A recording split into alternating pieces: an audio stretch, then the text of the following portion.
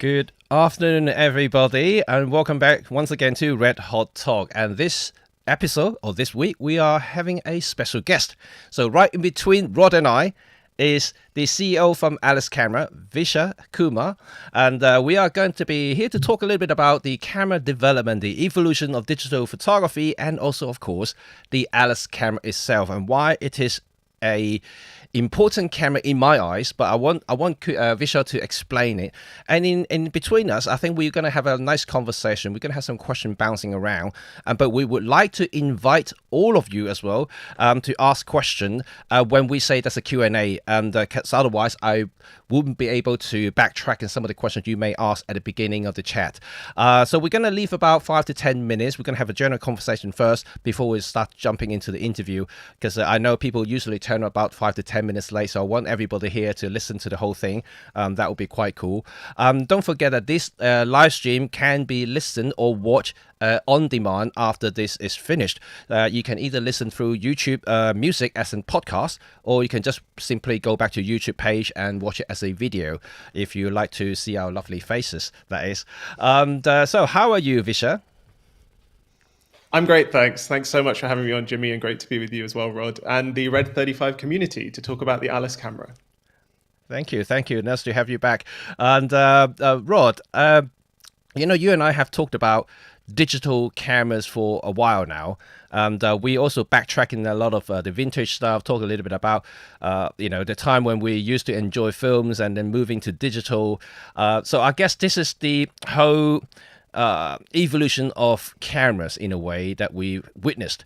And now as we see the development or the advancement of digital photography is kind of like in a stagnant stage at the moment. And we went through a stage where camera manufacturers were rushing and pushing megapixels, and then after that, they started to push the ISO sensitivities. Like you can shoot ISO 5 millions or whatever. Something ridiculous, and but that seems to kind of stop now again. So we are coming to a digital age where everything kind of very slow at the moment in terms of technology-wise.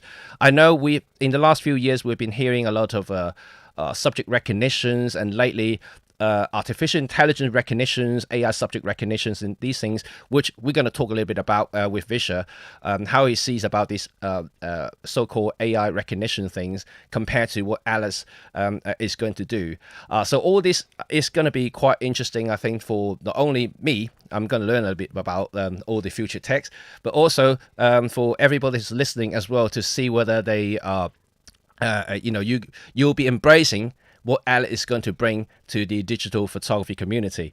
So let's start off with the question with Visha, and very basic first, just a general conversation for now, is when we first met, you told me something that I personally think is quite interesting, because you said to me, in the camera development since the very first camera to now, nothing really has changed much. It's, and obviously we are in the digital era. We're replacing the negatives and films into digital sensors. So now you have digital files of the image.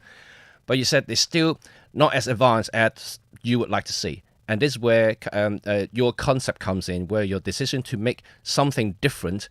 So tell me, first of all, a little bit about that, why you think like that, because we thought digital photography is great, it's kind of come along quite well. I mean, digital photography is great, and cameras, what cameras can do nowadays is spectacular. It's just that when you see a lot of the growth that's happened in digital photography or digital imaging, broadly speaking, the volume of that growth has largely been driven by smartphones, or the progress that's been made with smartphones. If you just, something like 100 million videos and images uploaded onto social media platforms like Instagram every single day. And the large part of that, is driven by smartphones. But what smartphones have been able to do over the last 5 to 10 years specifically is that it's not as if smartphone optics have got much better over time. They're really teeny tiny small sensors with, for the large part, plastic lenses. Some of the flagship phones have better lenses, but they're still really puny optical systems. What's made those optical systems perform better is not the optics itself. It's the computation that smartphone companies have been able to bring to the table, what the smartphone companies have been able to do to manipulate the signal data that's captured by the sensor and do things to that signal data to increase the dynamic range of the photos and videos that are captured by smartphones, make them perform better in low light situations, just perform better. If you look at, I'm sure you guys would remember Motorola phones from 10 years ago, or even the first iPhone, and you compare it to an iPhone 15 Pro. The jump is staggering, but the image quality you get from a digital camera from the same time period is not a huge jump in quality. So I think that sort of drive from the smartphone era sparked our curiosity in the sense that how is it possible that these small devices were able to improve so fast, so quickly? And what we wanted to do is we wanted to bring some of that technology to mirrorless cameras. And why do we want to do that? What's the reason? I think we can talk about why we're building the Alice camera, because there's plenty of information actually online on our YouTube channel or on our website about why we're building this device. But to the audience and to everyone listening, just like a 1-minute ramble, we are a team of content creators, people who've used smartphones to make content, also used mirrorless cameras to make content. And over that time period that I spoke about, from 2010 until 2024 now, actually, it was more until sort of 2019, 2020. We were frustrated by the lack of innovation that was happening on mirrorless cameras, but we were blown away by the innovation that was happening on the smartphone end of the spectrum. And we, from a sort of user experience perspective, mirrorless cameras are not easy devices to use for general public. If you guys are photographers, and most of the people listening to this live stream are probably quite familiar with cameras. But for a very, very large percentage of people, mirrorless cameras are quite complicated devices to use straight out of the gate if you don't know what you're doing. And so there's a user experience barrier to entry, but also another barrier to entry is just the editing workflow. What happens after you've taken a photo or a video? That's a pretty complicated process as well. And so we wanted to build a device that gave people, reduce the barriers to allow people to capture mirrorless camera quality images and videos, but to have smartphone-like simplicity, connectivity, shareability.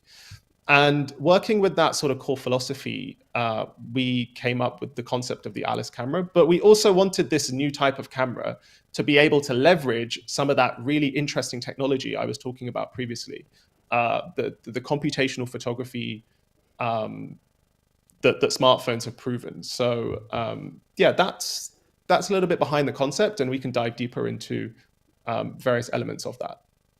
That is very interesting, because there are a couple of things obviously I'm going to dig into a little bit deeper with you just a little bit later, especially from the simplicity side of it, and because as a professional myself, I have a couple of things I would like to say, but obviously the big question, especially from my community, the Red 35 community, as we know that a majority of us are Micro Four Thirds users, so why, out of all the different formats, you choose to use Micro Four Thirds? I think that's why a lot of people may want to hear. Yes, and it's a great question. We believe that Micro Four Thirds is a perfect sweet spot between professional enough quality to differentiate itself from a smartphone, and ease of entry in terms of the price point and the size of corresponding lenses that you can use on the system. And it was also the easiest one for us to enter into the market with, because the Micro Four Thirds lens mount standard is a semi-open standard, in the sense that we got in touch with Olympus and Panasonic and the people who run the Micro Four Thirds system. Alliance. Yep. And yeah, the Alliance, we're an official member of the Micro Four Thirds Alliance, and we were able to build a camera for that system. Pretty much with very little barriers to entry. In addition to that, we were able to source micro four thirds image sensors much easily than APS-C or full frame sensors. So when you put all those things together, barriers to entry were just easier, but we thought it was also a more suitable lens mount for the target audience that we're looking to go after. Right. And I guess another probably more fundamental technology background is that Micro Four Third, for Micro Four Third, is that it's smaller sensor, which potentially means that technology for your development side of it is definitely is a little bit easier. Sensor readout speed is obviously a lot faster than larger format, and the choice of sensors is also very interesting as well, because you are using a lower megapixel count sensor, which is a very pretty good standard sensor. I think was it from the GX5S sensor, if I remember correctly. Yeah. Blackmagic 4K pocket cinema camera, very very similar spec to that one in the GH5S. So yeah, just before talking about the sensor itself, one thing I forgot to mention about why we chose Micro Four Thirds is actually to go back to that monumental technology shift we were seeing on smartphones. If it was possible for smartphone manufacturers to get really, really small image sensors to behave like bigger image sensors in terms of noise performance, dynamic range, sharpness, by using computational algorithms, surely it was possible for a team like ours to get so this is a running theory or a running hypothesis, by the way, and we're trying to prove this on a day-to-day basis. But our hypothesis is that we should be able to get a smaller micro four thirds sensor to behave like a bigger full frame sensor in terms of dynamic range, noise performance, and a whole bunch of other things by augmenting that smaller sensor with the computational photography, AI-driven algorithms that smartphone companies have done. So that is a running hypothesis. That's something that we're constantly looking to test. But yeah, that's one part of the philosophy I just wanted to get on the table right now, because we really, really do believe that it's possible to get that sensor to behave like a bigger sensor. I guess this is exactly why I am excited about the project, and because you and I both agree that the likes of Google and Apple has done a great job in the computational side of it, to making a small, tiny sensor to work so well. When it compares to some of the older point and shoot cameras, like if you look at any sort of modern smartphone these days, the images and the video that they create, definitely like 10, 100 times better than the last generations or the last remaining generations of point and shoot cameras. And it's without a doubt. So if you can use that sort of technology, that sort of concept, on a much bigger sensor in terms of size comparison between a smartphone and the Micro Four Third, and you can immediately see the advantage there. That means that potentially the Micro Four Third sensor, like you said, it can behave like a much bigger sensor. And I really can't wait to see the ultimate results, and when that obviously finished. So I think that we have quite a few people now, and so let's say hello to everybody, and I can see some questions already. So everyone who's listening right now, and we are going to have a proper Q&A session right at the end of the presentations here, after we interview with Vishal himself.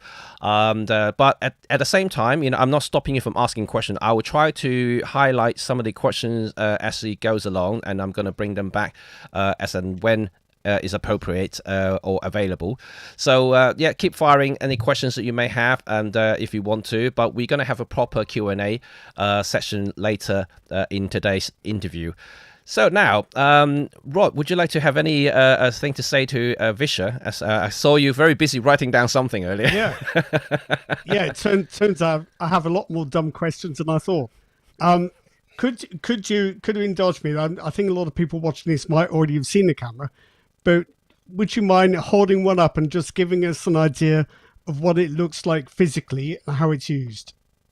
Yes, absolutely. So the form factor of the camera is like this. This is what the camera looks like. It looks like a mirrorless camera in the sense that it has a handle.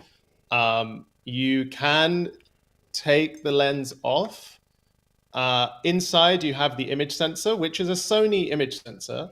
It's a micro four thirds image sensor, and you've got the mount. I've got a Lumix 20mm lens currently attached to it, which is one of my favorite ones. Jimmy's got a Laowa lens, it seems. This is a 7.5. Yep. Yes. And so it's very minimal in the sense that there's no shutter button. There is there is a shutter button, but there's no aperture wheels. There's nothing like that. This sort of design at the back is supposed to act as a heat sink. And on the side, you've got audio on and off and USB-C.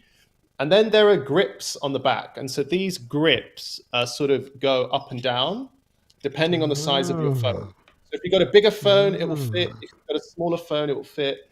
And what you do is you take your phone and you just pop it into the grip like that, and it grips to the back of your phone.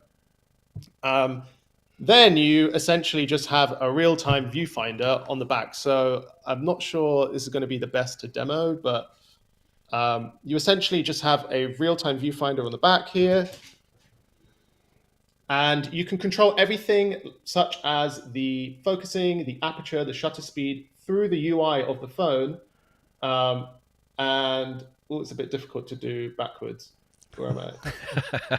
Well, I believe you. I'm sure you can. Yeah, I'm sure you yes. can. Oh, yeah, and there's other things here, sorry, like enhancement, brightness, white balancing, and tint that you can also control.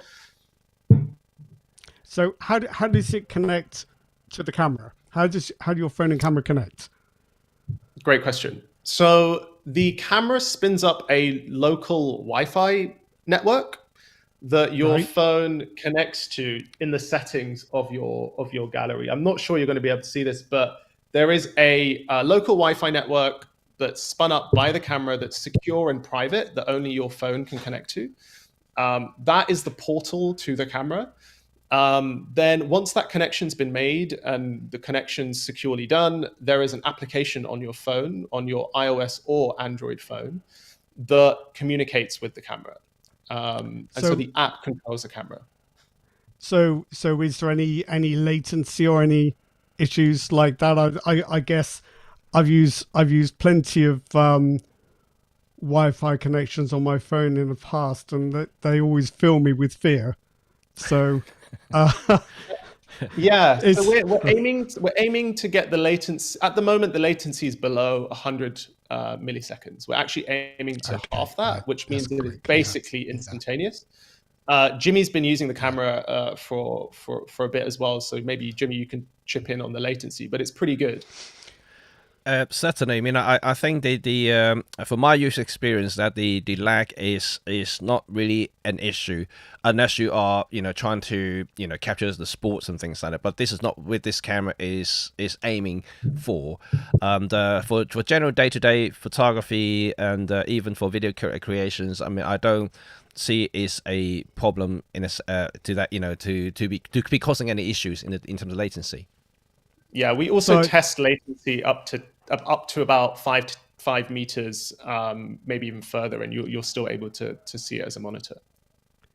So the initial connection, presumably, you still have a bit of a faff with that with iPhones, because you have to go to the Wi-Fi settings and then accept that Wi-Fi network as your.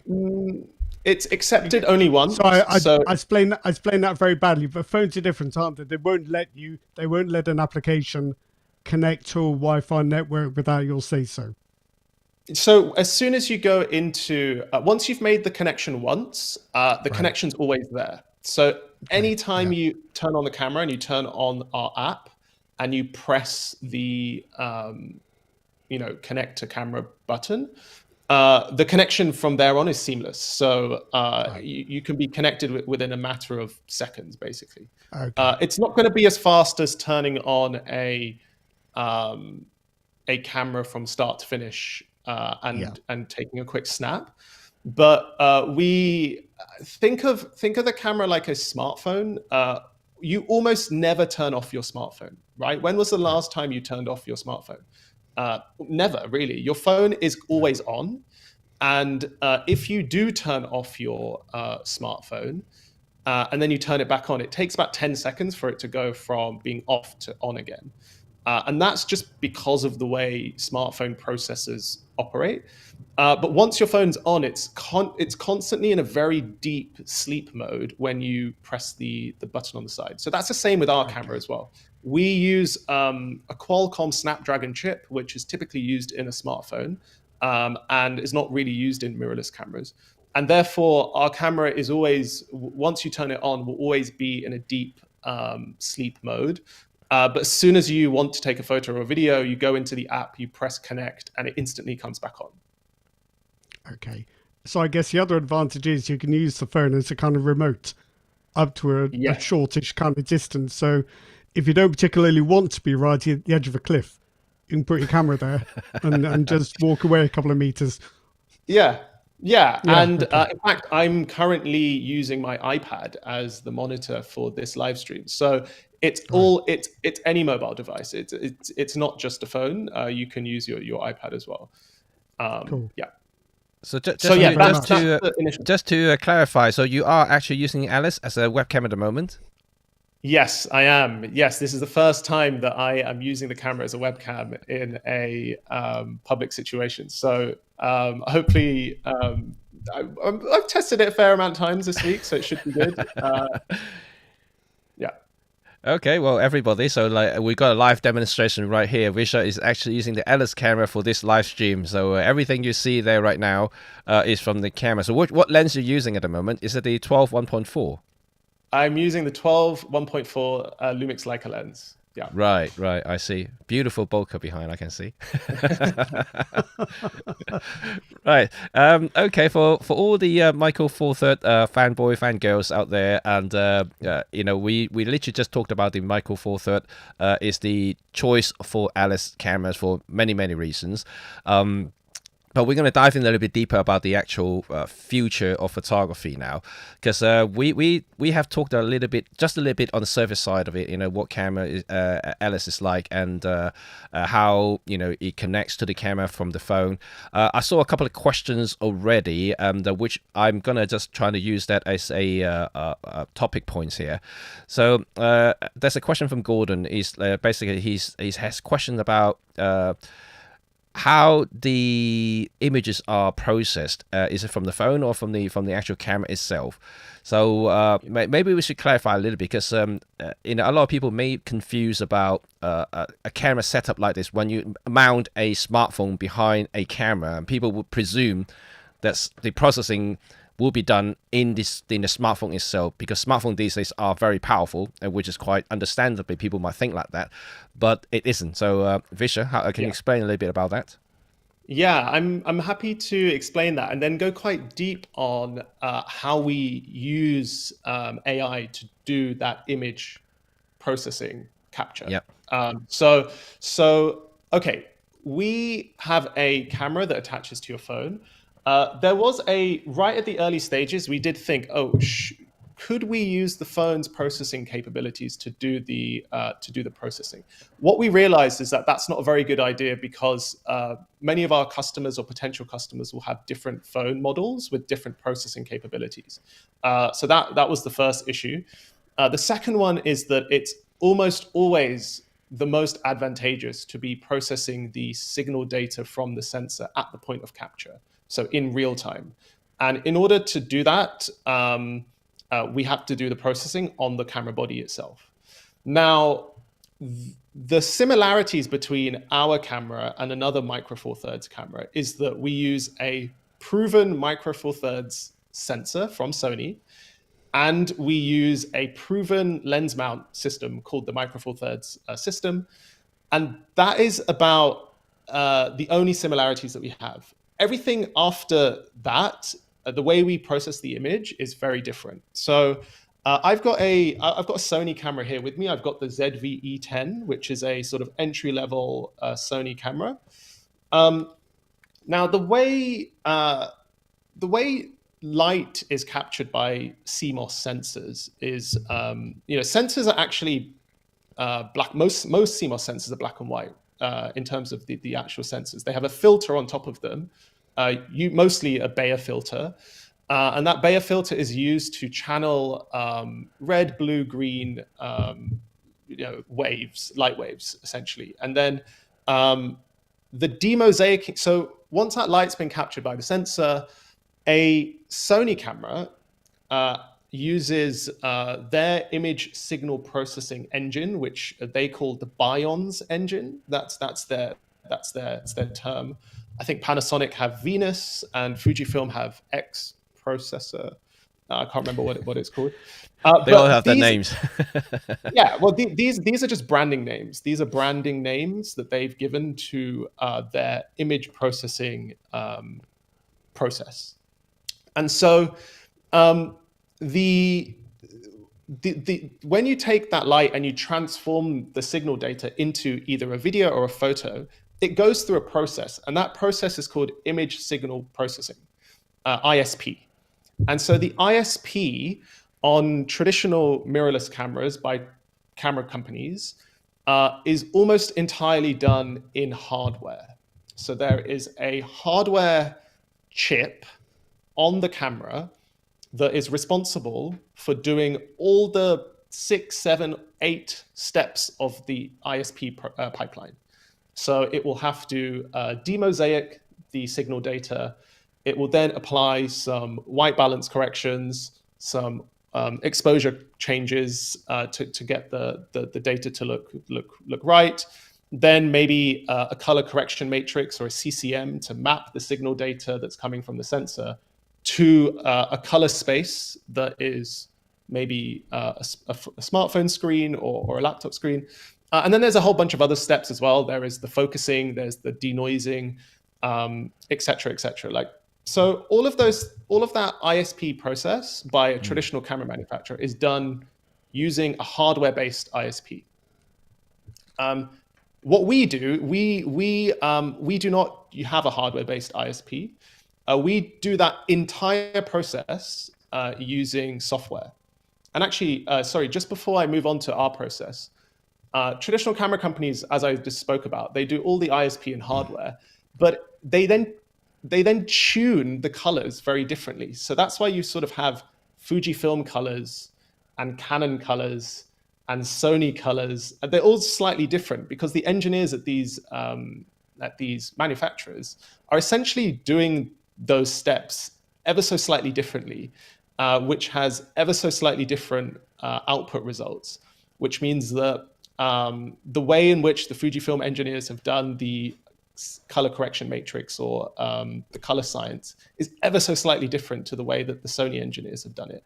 And so once they've finalized that process, they then bake that into a chip. They invest millions and millions of R&D budget into building a hardware-based ISP chip that they put inside of the camera. And that chip is typically called an ASIC, an application-specific integrated circuit. So the application is very specific. So it's a specific application, and that application is hardware ISP.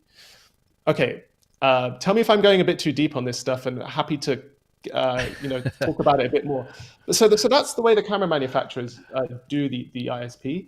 The way we do it is entirely software-based. So our process of doing the demosaicing, the white balance, the exposure, the color correction, the enhancements, the denoising, etc. Yep. It's entirely software-based. That means that the pipeline can change and improve over time. It's not so rigid. It's not. So if you bought a Sony camera from 2013, maybe you bought the A7, you would have bought the A7, which had the Bions X ISP engine. But if you buy one of the latest Sony cameras like the A1, you will be buying a Sony camera that has the Bions XR image processing engine. But the time difference between 2013 and 2023 is 10 years. So it takes these brands 10 years to update their ISPs. That they're able to make sort of small changes here and there if they need to.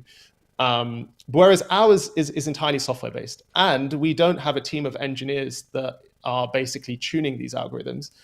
We use an entirely AI-based approach to tune our algorithms. We train our software-based image signal processing pipeline to do white balance corrections, to make exposure corrections, to make HDR enhancements when it comes to local tone mapping and color Yeah. enhancements. And that pipeline can be improved over time. It can get better over time.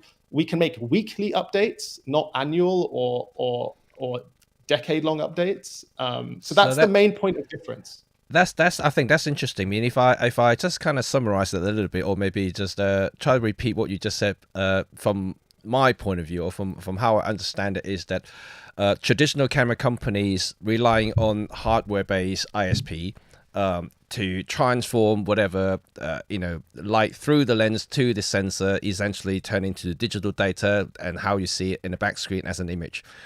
And what you've done is that your ISP, that traditionally being a hardware chip, is now completely software. So you don't have a physical processor on the circuit board that does that job.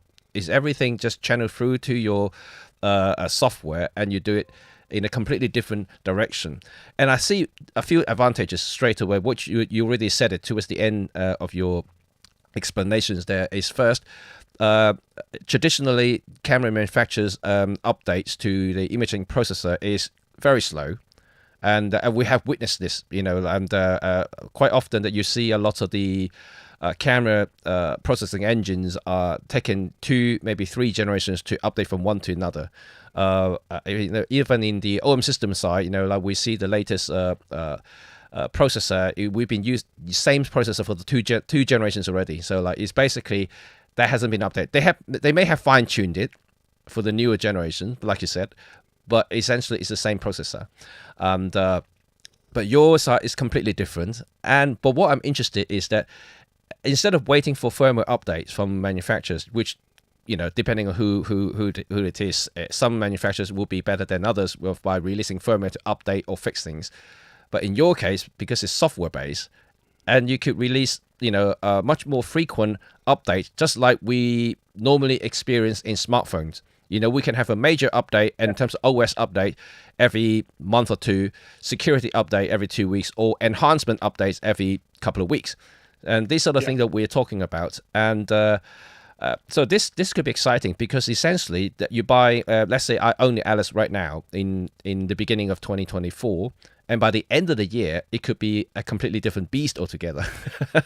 Obviously, I'm being a little bit optimistic there, but that I guess that's kind of how I can understand what you're just trying to say. Yes. Could I ask a couple of questions actually? Yeah. Yeah. One is, does the Alice camera have a hardware processor? I presume it does in some way. And are you then saying that processor then is kind of more programmable and more open and more adaptable than a regular ASIC? And I guess my other question is if you're kind of using a generic processing system, will it be as fast as an ASIC? Because I guess that's why camera makers use them. Yes, great questions. Okay, so yes, the Snapdragon chip that we're using from Qualcomm does have a hardware ISP inside of the system on chip package. So when we got the chip, it was possible for us to use Qualcomm's hardware-based ISP. And just a side point, by the way, there are many smartphone vendors who use the Qualcomm Snapdragon ecosystem. Many providers from Google used to, but now they have their own chips. But Samsung use Qualcomm, Vivo, Xiaomi, and a whole bunch of others use Qualcomm. And a lot of the times, these smartphone manufacturers actually just use Qualcomm's off-the-shelf hardware-based ISP that is already provided inside of the chip. The issue we had with using Qualcomm's hardware ISP was that Qualcomm's hardware ISP is fine-tuned and very optimized for smartphone applications. Okay, so they're really tuned for really small smartphone-like sensors. They are not suitable, or well, that the hardware ISP is not suitable for a big micro four thirds sensor, because we're one of the only companies in the world that's using a Snapdragon chip with a micro four thirds sensor. So we used the hardware ISP that was given to us by Qualcomm, but the data, the photos and videos we were getting back were really horrible, to be honest. And so what we did was we essentially just flushed all of Qualcomm's hardware-based ISP in the bin. We're not using it at all. And so we developed our own ISP from scratch, from the ground up, much like what more computational photography driven companies like Apple and Google have done with their smartphone approach. So our secret sauce is our software-based ISP. Now, whether we will use some of the hardware ISP in the future I'm not entirely sure we will. We might use some of it, we might not. The way in which we then process those algorithms is actually we distribute that the processing across all of the chips that we have on the motherboard. Some of the processing is done by the CPU, some of it is done by the GPU, some of it is done by the AI accelerators. That's really funny. I'm not sure why. You got a firework there, Vishal. Some fireworks behind me. Some of the processing is done on the AI accelerators. So instead of having an ASIC that's sole task is to do the ISP, we distribute the load amongst the CPU, the GPU, and the AI accelerators. So hopefully that answers your first question. The second one about whether it's faster or slower. So I think a really good analogy to describe here is to use automobiles, so cars. We're not saying that, if you want to go from London to Manchester, you could get in a BMW. You can use a combustion engine that's inside of the BMW. You can fill up the car with petrol or diesel, and you could get up the M1 and you can drive to Manchester. And that's one way of going from London to Manchester. Another way is to get in a Tesla, charge that Tesla up using some battery. It's battery powered, battery from the mains, electricity from the mains. But that Tesla inside of it doesn't, take petrol. It doesn't have a combustion engine. It has a whole bunch of CPUs and GPUs, and it has a computer essentially, and a piece of software and firmware. You still go to London to Manchester. You can still go up the M1, and the result's the same. The result is you're going from A to B. But the way in which you go from A to B is different. Now, there are pros and cons with using a Tesla. You might run out of battery on the way up if there's loads of traffic. You might need to park up and charge your Tesla.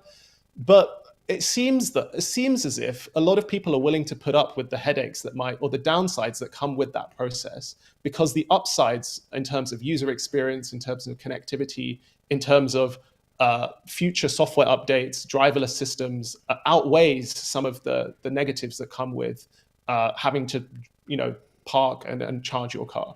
So similarly, we're not saying that hardware-based ISPs or software-based ISPs are superior to hardware-based ISPs.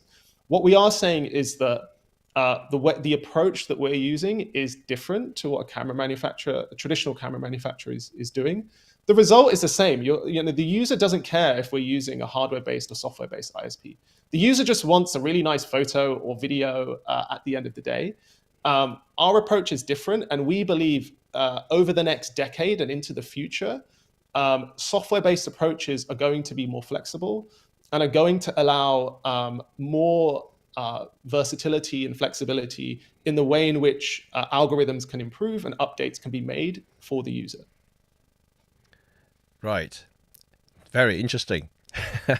And I saw a couple of comments. I think that I should bring it up right now before I forget. And it's certainly interesting because from a hardware point of view, obviously in Alice's case is the Snapdragon.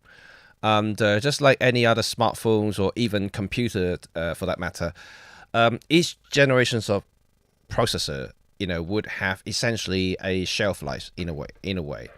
And so what we are looking at Alice right now and having the Snapdragon chip. I don't know the version name, and but in terms of the future updates on Alice and how long can it last until it comes to a point that the processor cannot handle the latest updates or the latest features potentially.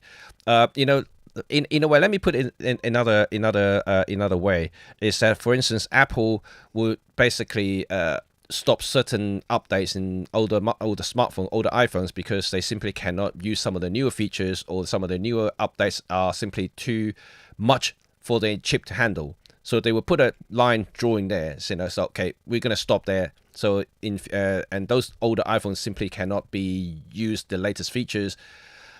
So would that happen to Alice as well? Great question. No, it shouldn't. And the way to explain that is to bring in to talk about the chips that we've chosen.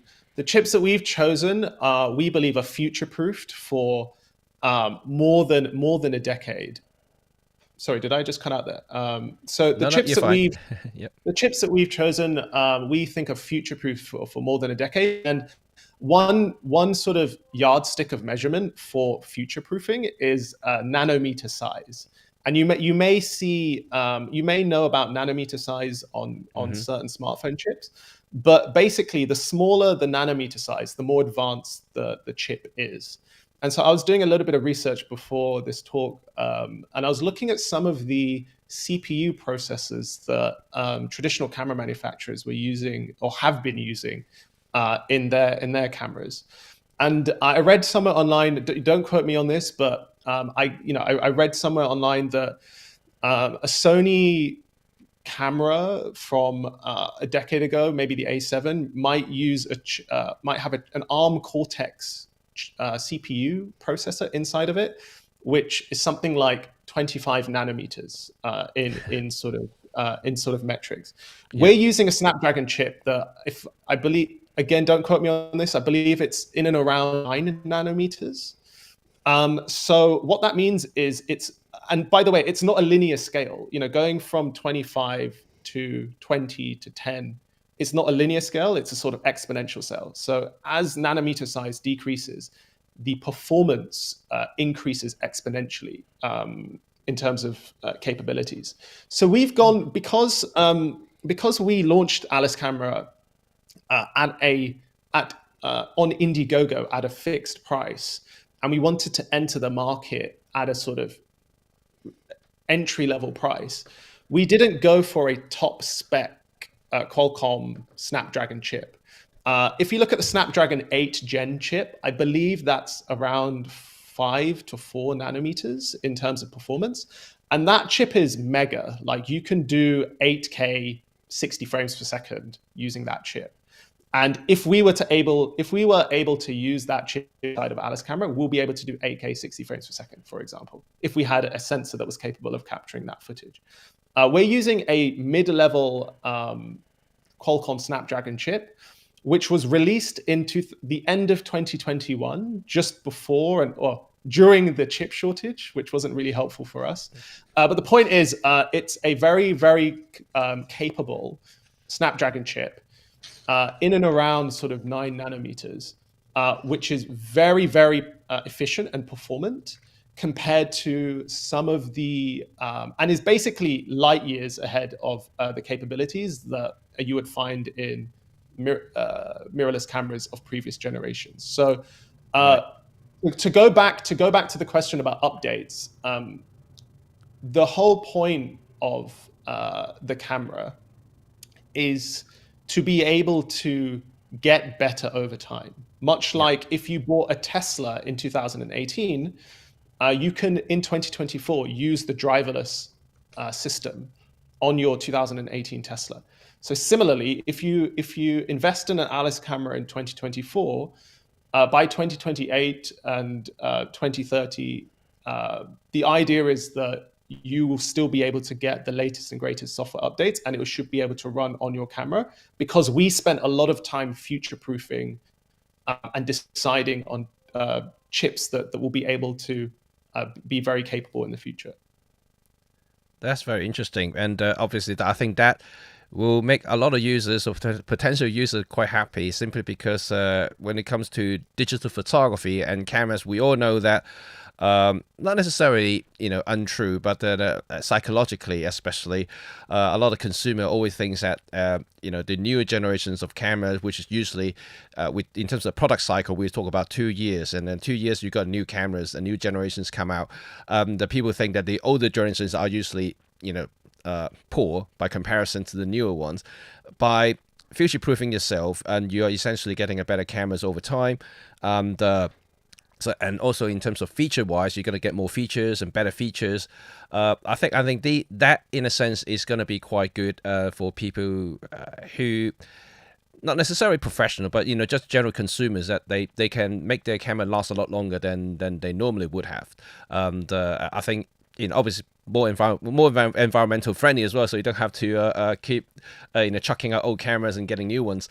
I do have one question though. I think one did ask, James is talking about future proofing is battery, and there were a couple of questions actually. One is about Snapdragon is a fairly power hungry chip, because I'm not a technical expert, but someone asked the questions about Snapdragon being power hungry, and whether you have a good power management features where it can make the camera last a lot longer.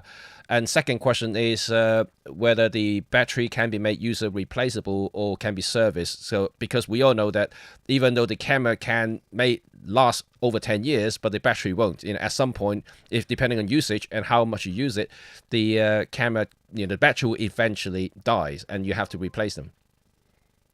Yeah, great questions. Sorry, can you remind me of the first question? The second one was about battery. The first one is about the first one is about the power management. Yes. Yeah. So it's not true that the Snapdragon is power hungry. In fact, it's one of the most efficient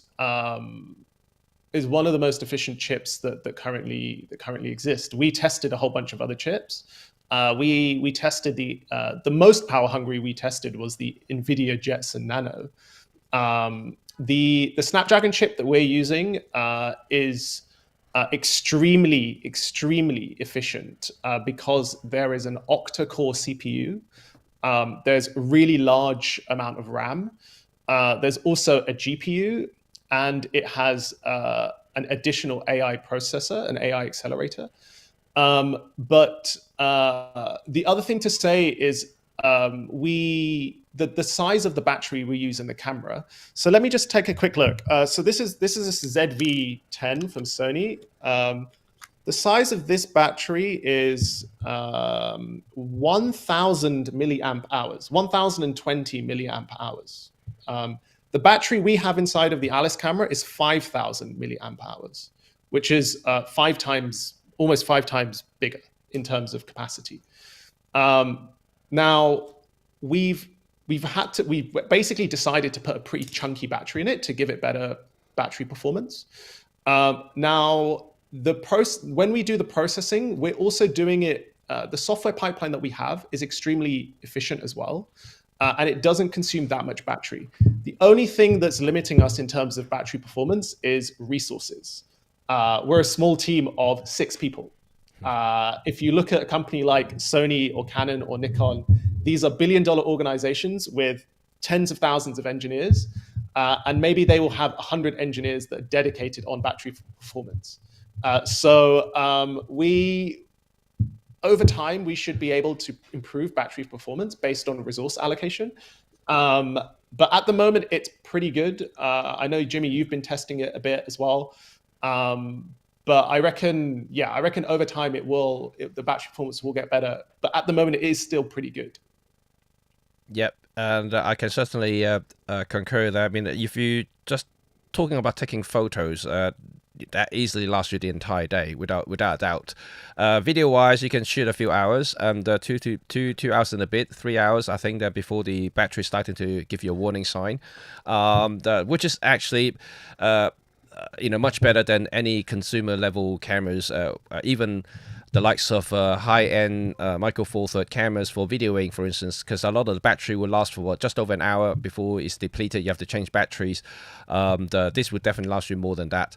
That is quite good in my view. And but I mean, don't forget that it's got USB-C charging, so you can as and when you need to charge it in between shoots or in between location, you can just plug it in, recharge it, and replenish all the battery you need, and shoot again very quickly. Yeah, and just a quick one on removable batteries as well.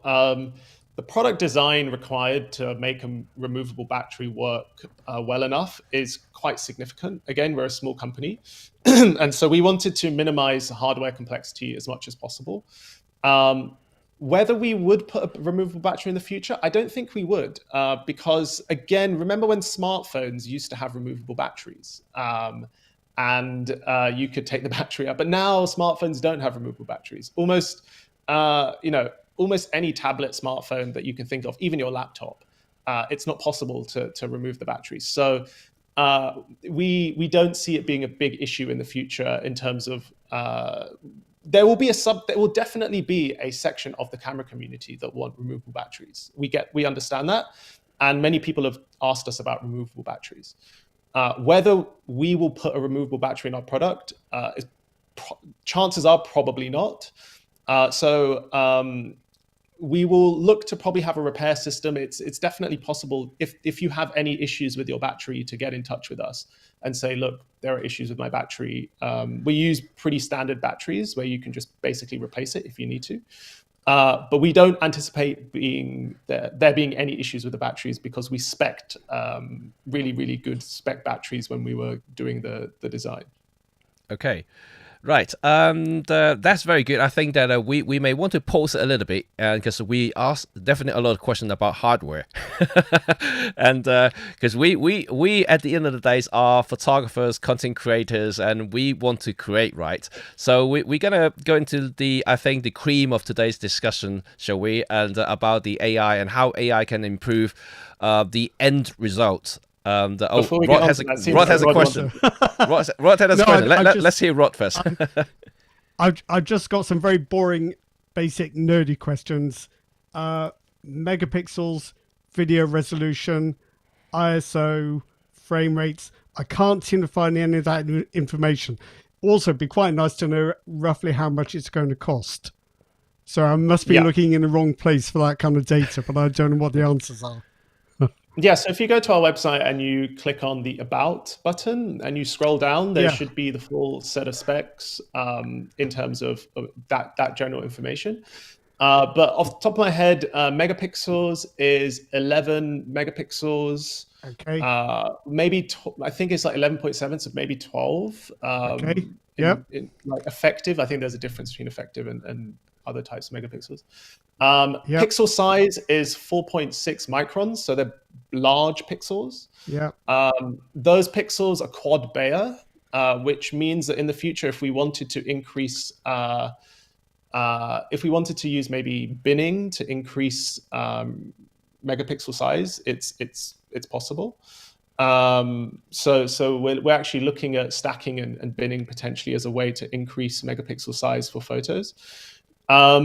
Frame rates, you'll at the moment max is 4K 30 frames per second is the capability.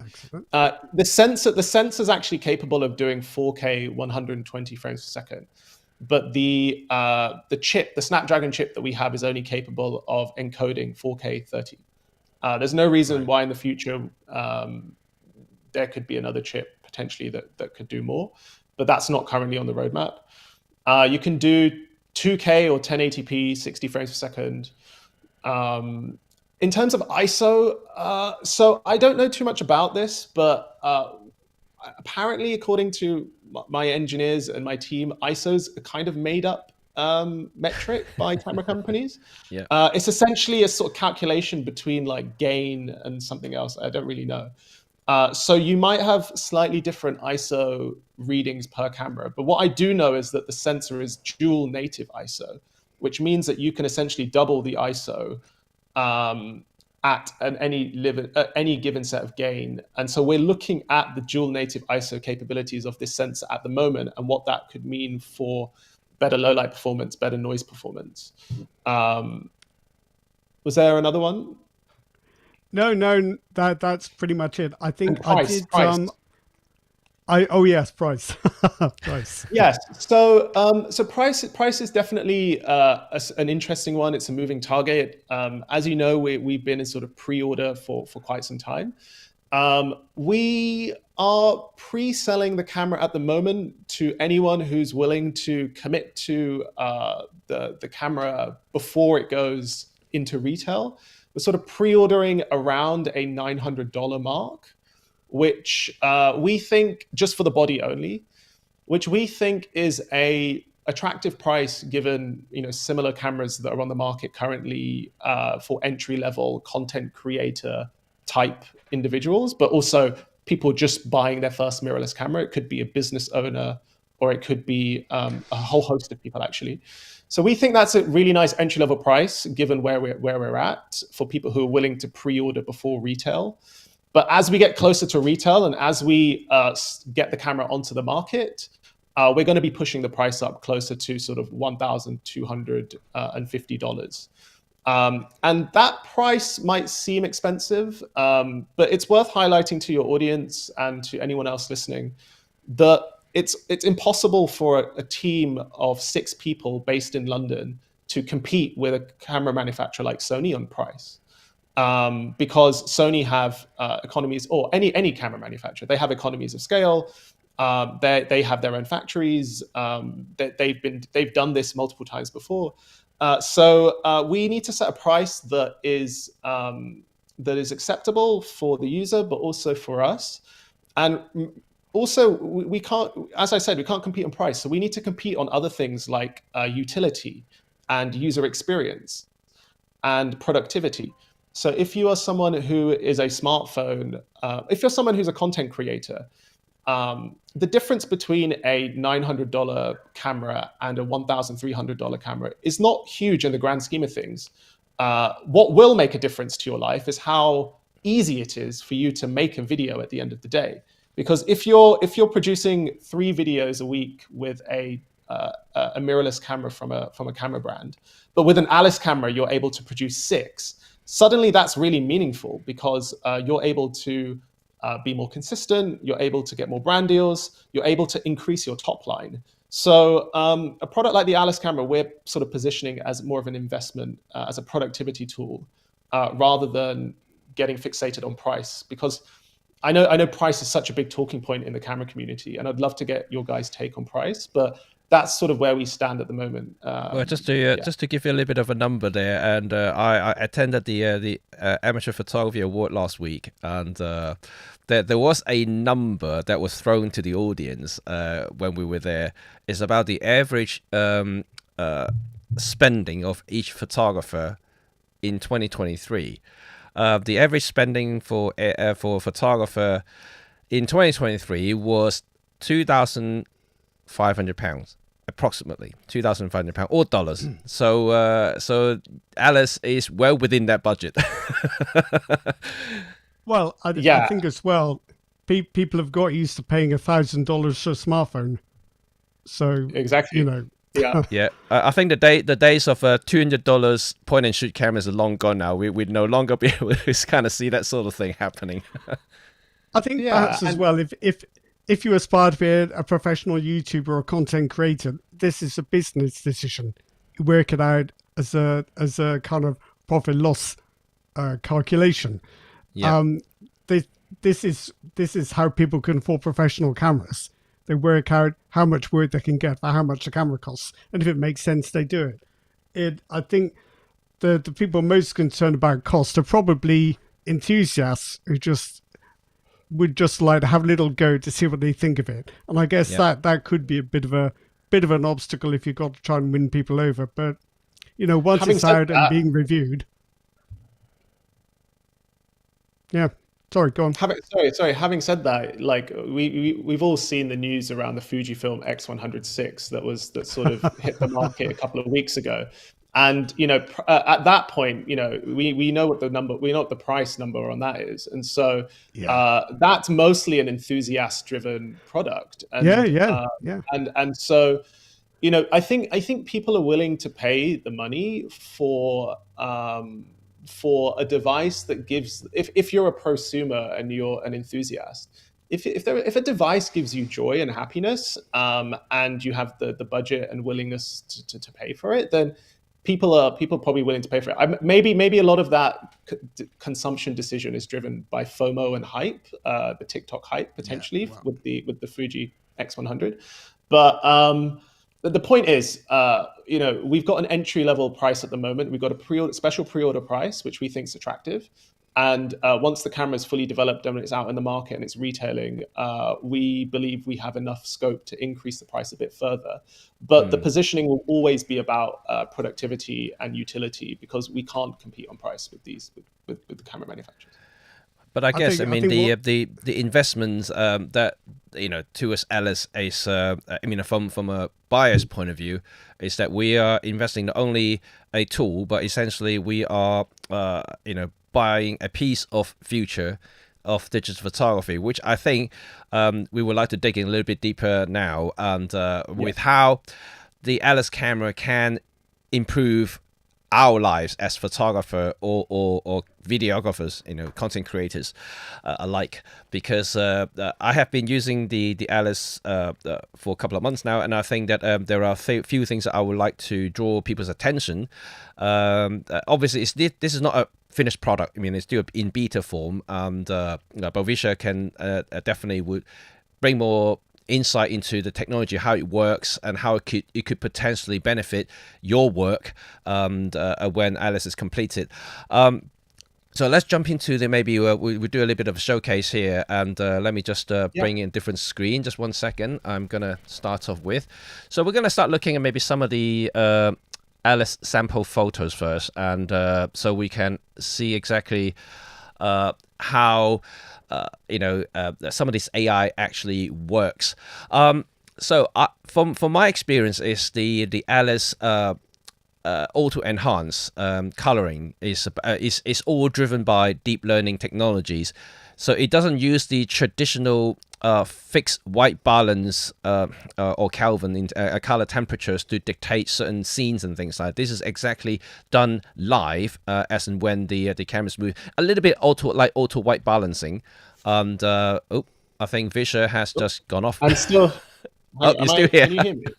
I can hear Yeah. you. Yeah, we Sorry. can hear you. All right. Sorry. Give me a sec.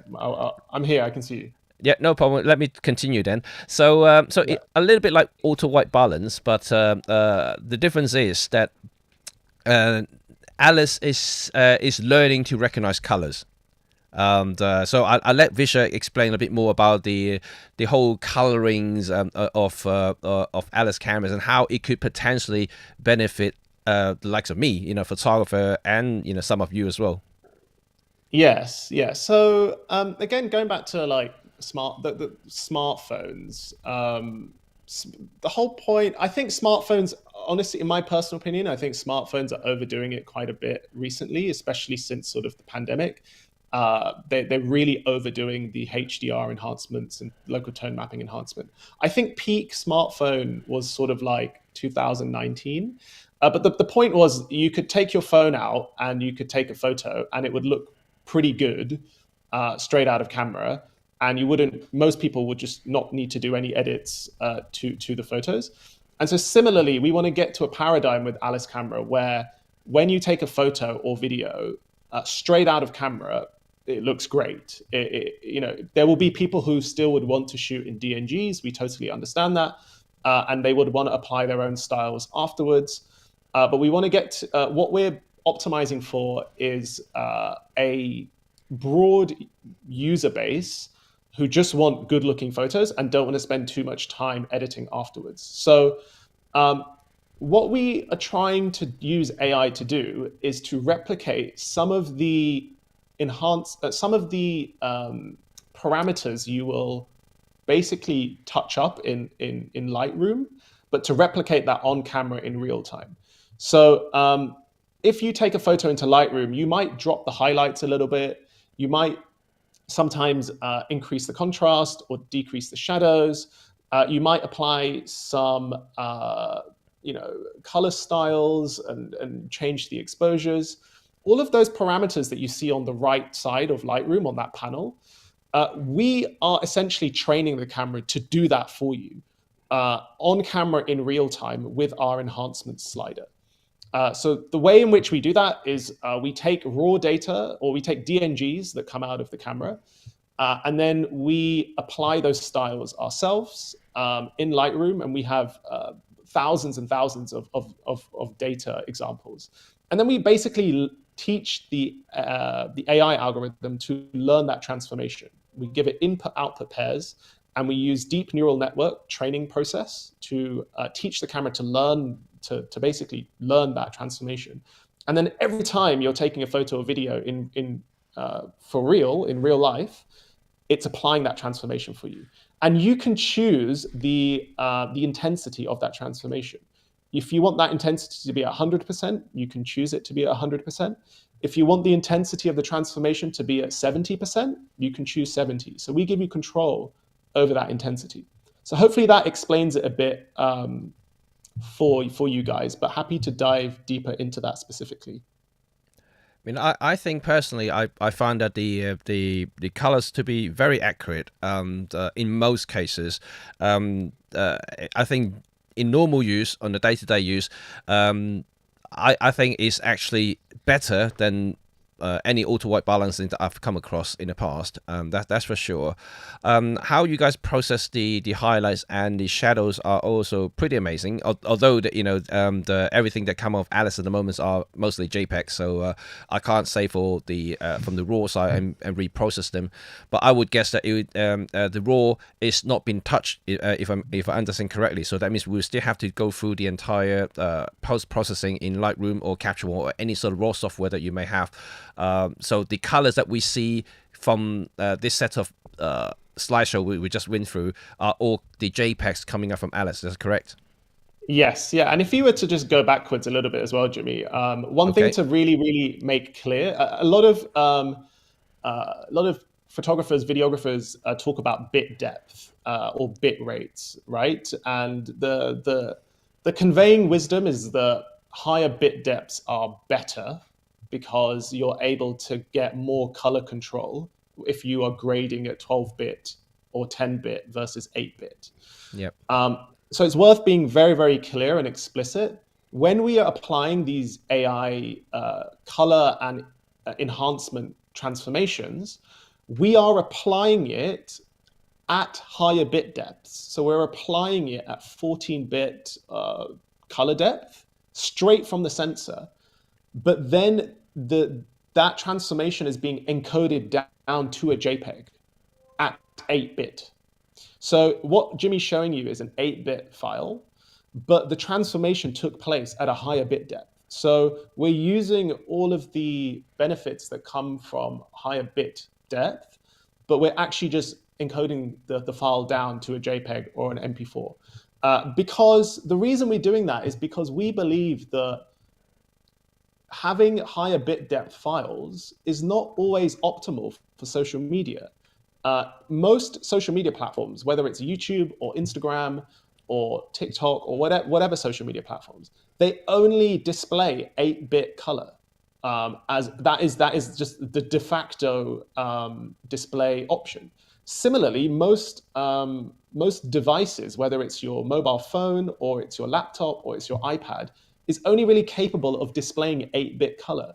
So going through the hassle of grading, shooting the file in a higher bit color, grading in a higher bit color, and exporting in a higher bit color is overkill for 99% of people who just want to share the content on social media. There's a very small segment of people, maybe 100,000 people globally, who care that much about bit depth. So in our case, the main takeaway that I want to make clear is that we're applying the transformations at higher bit depths, but we're encoding it down to 8-bit because we think it's more suitable for social media. Right. Understood. And well, it makes sense because most of the people who are photographing and displaying their work are mostly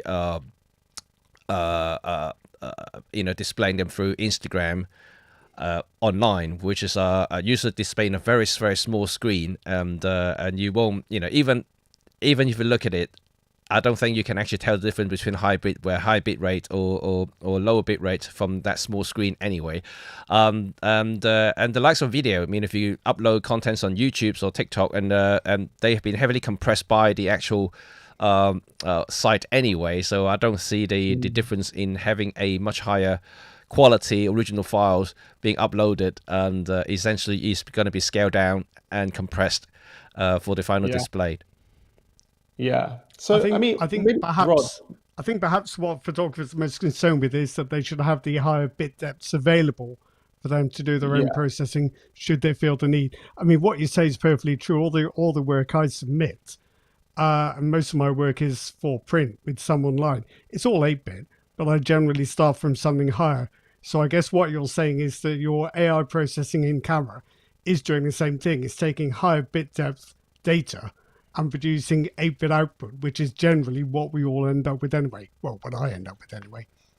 Right. And this is a more than anything, it's a communication challenge that we have to go through to communicate to our audience and to the camera community and other audiences that that's what's happening. So I think that's mainly it. It's just we're making these decisions based on sort of rational outcomes, mainly because we need to go back to like why we're building this tool and who this tool is for. This tool is for or this, this product, Alice Camera, is for people who want to create high quality content on social media faster and more efficiently.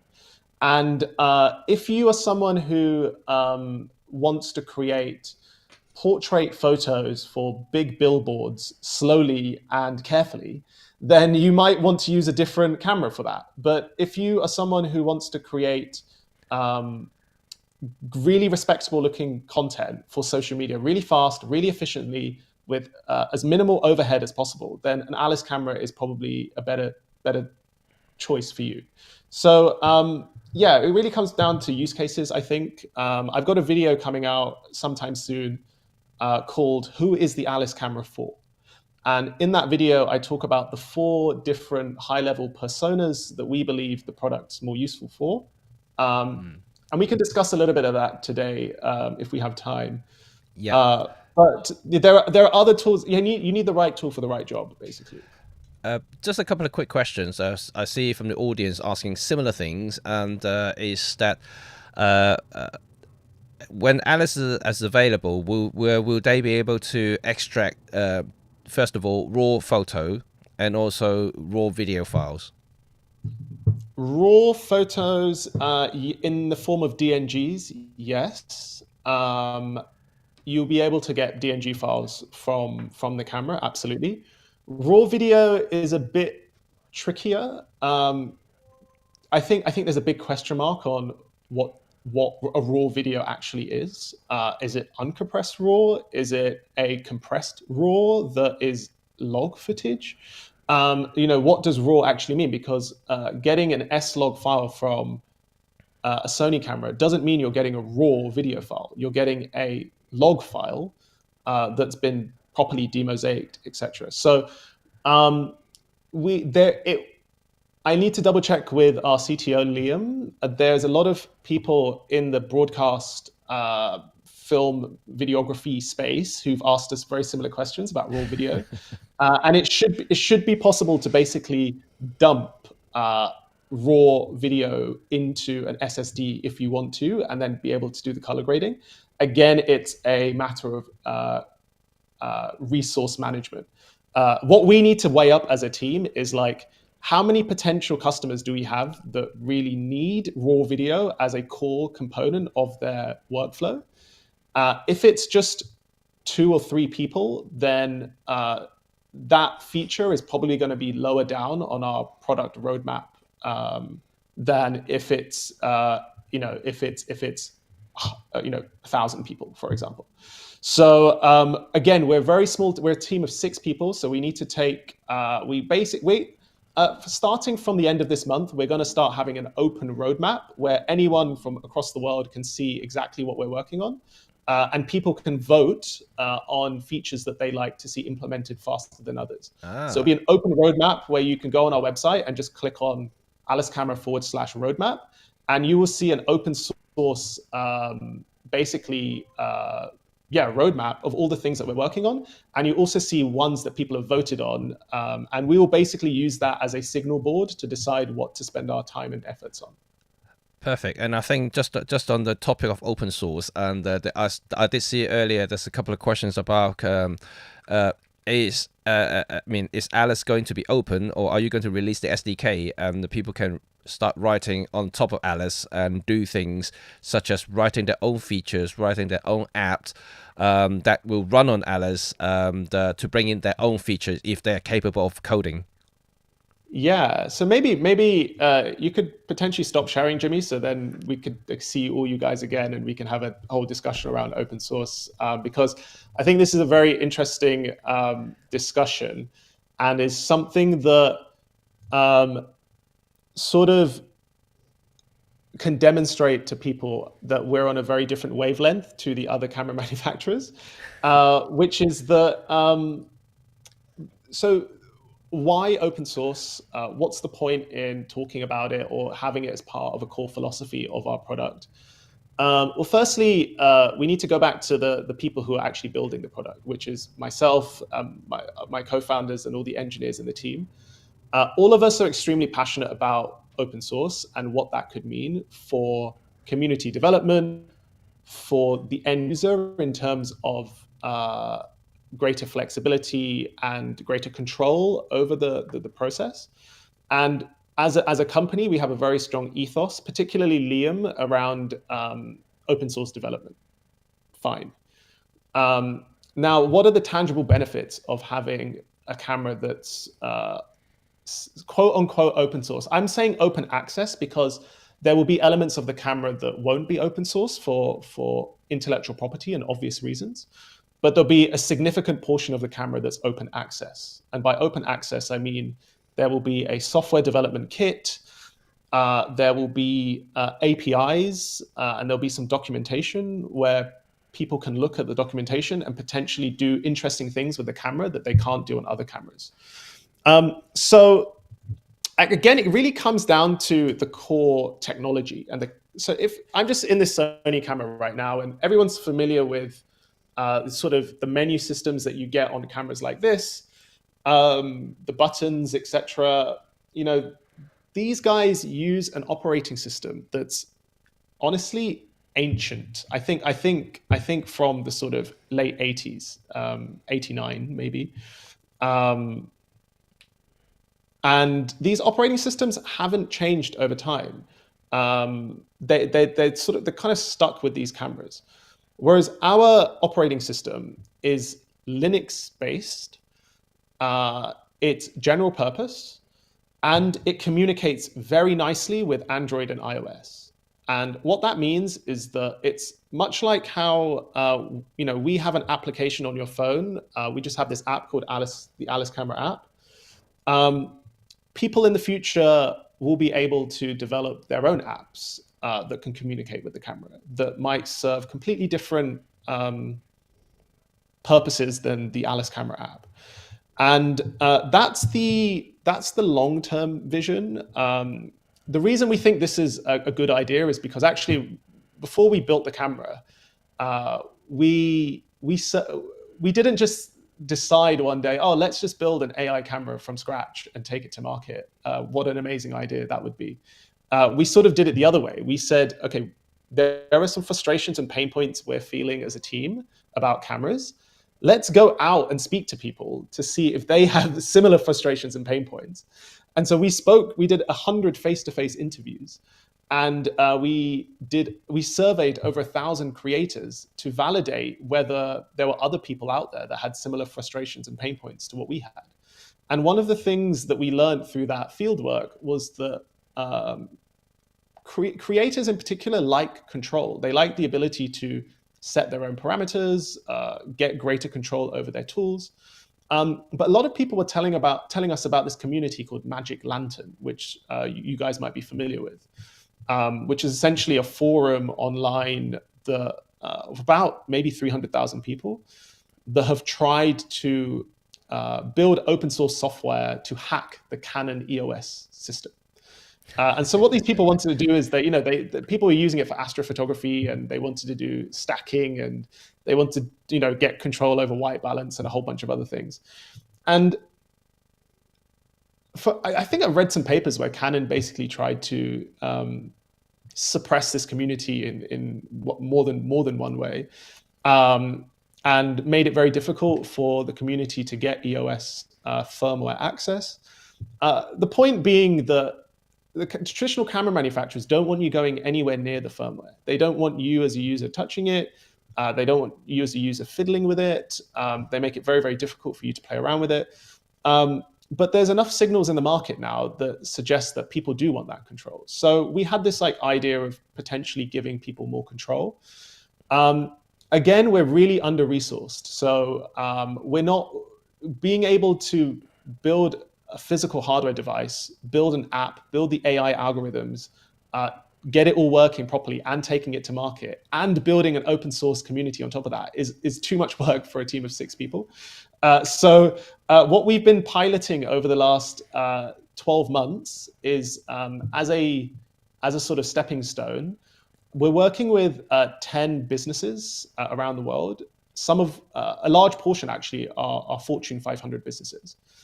And these businesses are doing R&D with the Alice camera currently, and they're able to build bespoke applications that either sit on the camera or sit on other platforms like a computer or a laptop or a phone, and they're able to do interesting things with the algorithm with the camera. A whole bunch of applications from multi-camera live streaming to volumetric capture to just trying to think, basically a bunch of different applications. I can't talk about who those companies are just for privacy reasons.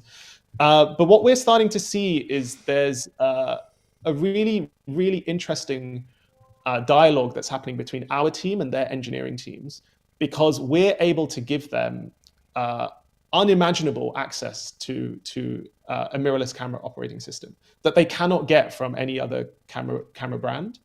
And what we're also doing throughout this process is validating the hypothesis that creatives want greater control over their cameras. And so once we have taken the steps to work with these businesses, we will build some more documentation, we will refine the SDK, and there will be a point in the future where we'll feel comfortable opening the SDK up to a more consumer audience. And so that's currently the why we're doing it, the vision for why we're doing it. But you're happy to take questions on that. So essentially, you are creating Alice.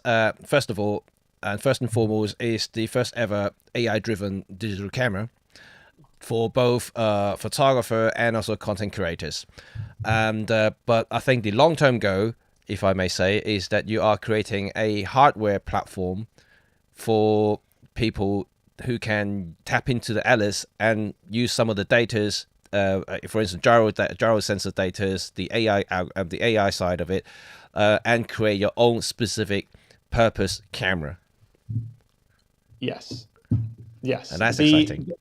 Yeah, Alice camera is not just a piece of hardware. Alice camera is long-term a hardware software combination looking to,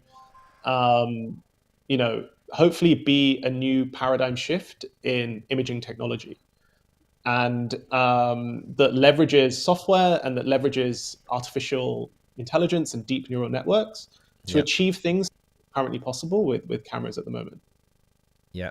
So let's go back to a little bit of a demo here and just show you some footage on the video side, because we just saw some stills, and let me just trying to get something out here. Right, let me just close off this one here. Let's start off with this. So hopefully it works. So just give me 1 second. Yeah, no worries. If I can, why is it not showing for some reason? And it is not showing. Right, let's try to show yours. There we go.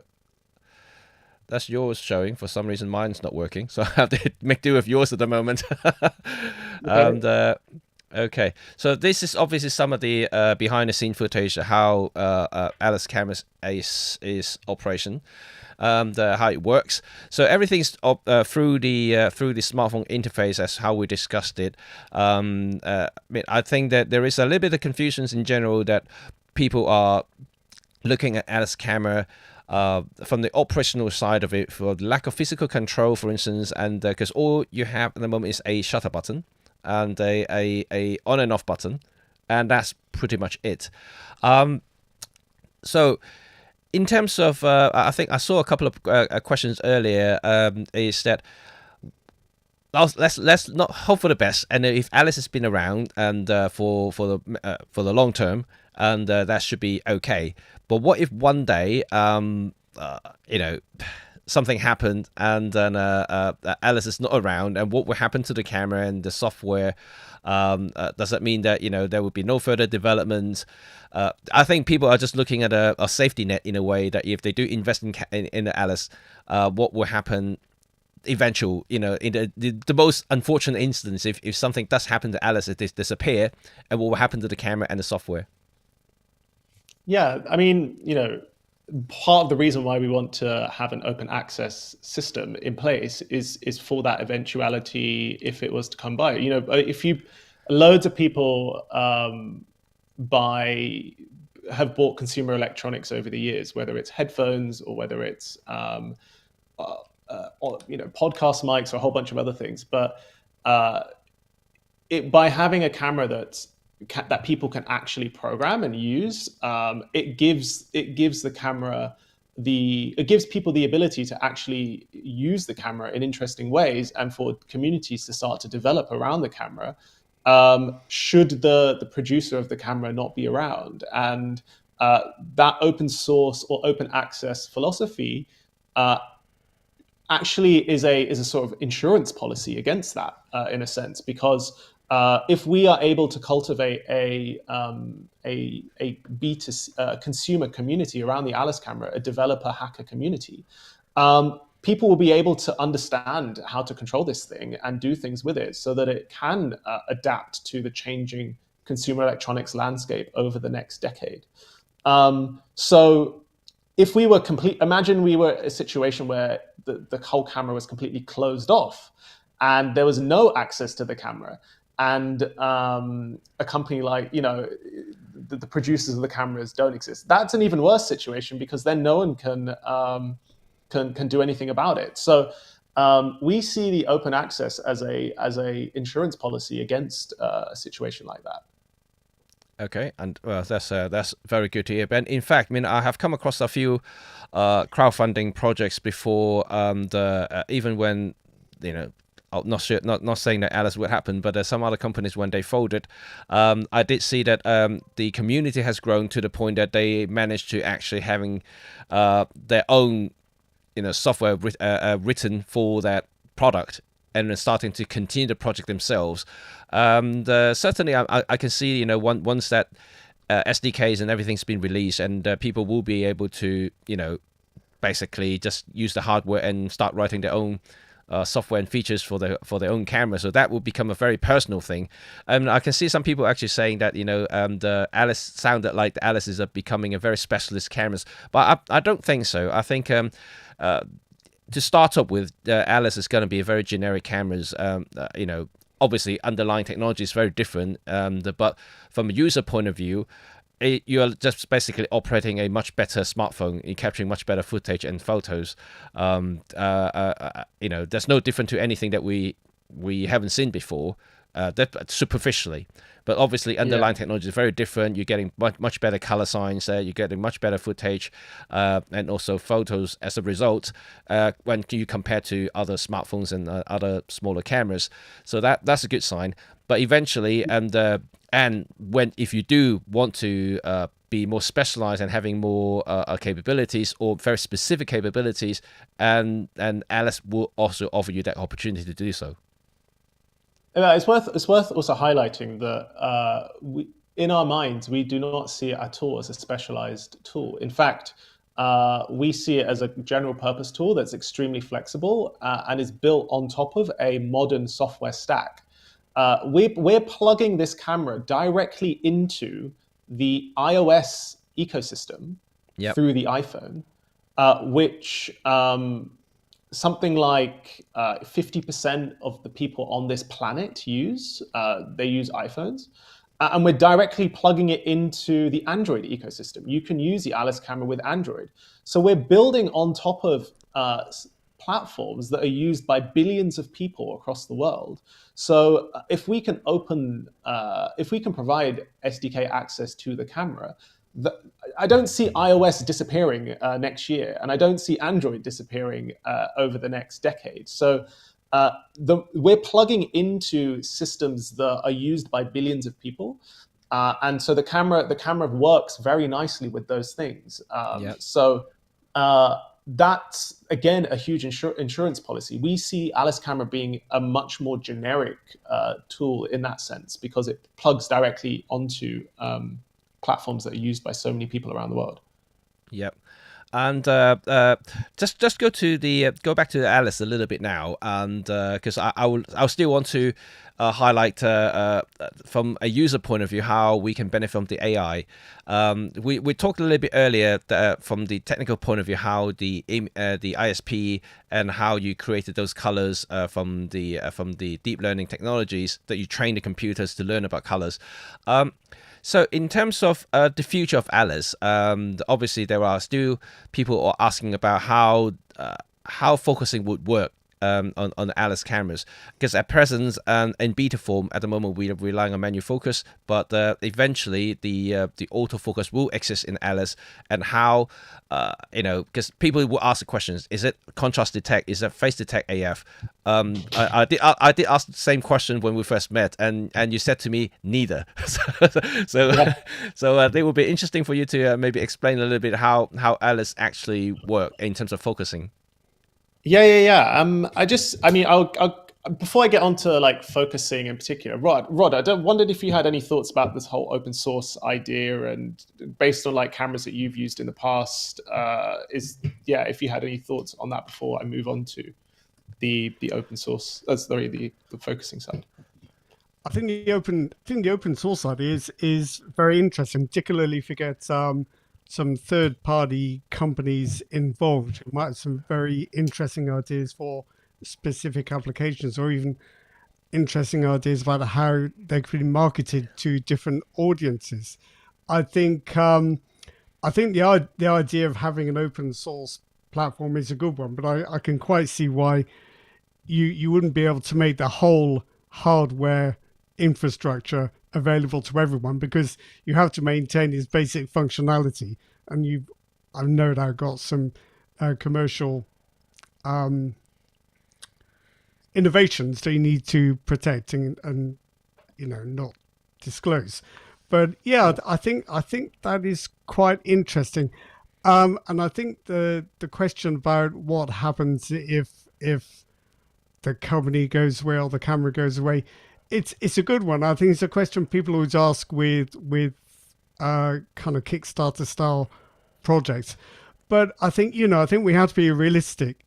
Everything we buy has a life, a fixed life. The camera we buy this year, in 5 years, we're going to be lucky if it's still current enough for us to use it. So, no, I think people are understandably cautious about new ideas, but tech has a fixed lifespan anyway. So, Yeah. But on the flip side, if I may add to that, is that lucky it is a Micro Four Third camera. So like even if you invest in an Alice camera, either you're already an existing Micro Four Third user, already have a bunch of lenses. So eventually, like Rod just said, in a few years' time, you may want to decide to upgrade to another camera, or maybe by then, hopefully, Alice will have Gen 2, and there'll be like a significant upgrade or something like that. So it's not the end of the world, and you're buying into the system, you buy a couple of lenses, and when the time comes, you may want to use the same lenses on the newer cameras, a newer camera body, or vice versa. I don't think it would be as bad as people might think, just simply because you are being a Micro Four Third camera. Yeah, and it's not just Kickstarter projects. Samsung had a whole camera division until they scrapped it. So imagine investing in Samsung's camera division and Yeah, buying yeah. all the lenses and everything for that. So as Rod said, technology changes so quickly, and if you're a more cautious, conservative type of buyer, then there's plenty of options out there. If you are someone that's willing to buy and be part of something new with some novel technology that no one else has access to, then we have an offering right here for you. So it really comes back to the buyer at the end of the day, because Sure. it's their choice. I, But I think I think as well, it's something Jimmy and I have discussed in the past. People don't have one camera. Yeah. Uh, right, so you might have an Alice camera. It won't be your only one. Just as you have a smartphone, but you have a camera, or you have a camera, but you also have a phone. You might have a couple of different bodies. You might use one camera for one job, one for another. I'm talking about fairly serious users here, but I think the idea of anyone interested in content creation, they're not going to have one camera. They'll have the phone, they might have the Alice, they might have a mirrorless camera. People chop and change all the time. So it's not as if you're committing yourself just to one single solution and pinning everything on that. right, Yeah, I mean, right. I guess the day of people using one type of camera is no longer the case, Yeah, I think and so. Yeah, because yeah, yeah. the Sure. world that we live in now, professional photography or videography is very, very different these days. There are specific camera who do certain specific jobs. There are high speed cameras to do super slow motion, for instance. Yeah. There are high resolution cameras that who do like billboard side prints. And so there are very specific camera doing certain things.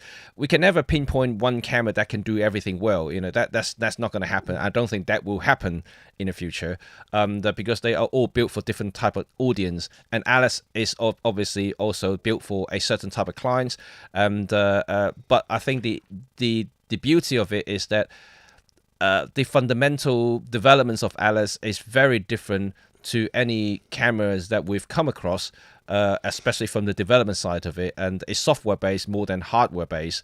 And although obviously still have a physical sensor, physical processor, but everything else is pretty much driven by software and deep learning AI technologies, which is something that I don't think anyone else has done so far. So let's go back to Alice camera. We've been talking Yes, about Alice yes, camera. So yes. focusing, Let's go to focusing. focusing. Yeah, so the way to think about our focusing algorithm is okay. So a lot of people are familiar with contrast-based techniques being one of the sort of earlier incarnations of autofocus, and then the sort of development of that was phase detect. And the innovation with phase detect was the contrast based was essentially looking at the contrast between the subject and the background and sort of figuring out whether the subject's in focus. Was phase detect, there are actually sort of little bits of hardware on the sensor that's able to tell the camera how far it triangulates between the subject, the camera, and it's able to tell the camera how far the subject is out of focus, and how the motors should move, and what direction the motors should move to get the subject in focus. Okay, so our sensor does not have any phase detect diodes on it, but we believe we're able to achieve we believe we're able to achieve the same sort of theoretical outcome that a phase detect diode can do by using deep learning. Another sort of one to put into the mix is lidar based autofocus. We're starting to see some tools come out Yeah. which you can basically mount a lidar on top of in the hot shoe or the cold shoe, Yeah. and a sort of a lidar wave is sort of sent out. It hits the subject, and the lidar detector is able to understand how far the subject is from the lens and what direction the lens needs to move. And so we can replicate that process of predicting how far the subject is away from the lens by using deep learning. It's possible to do that.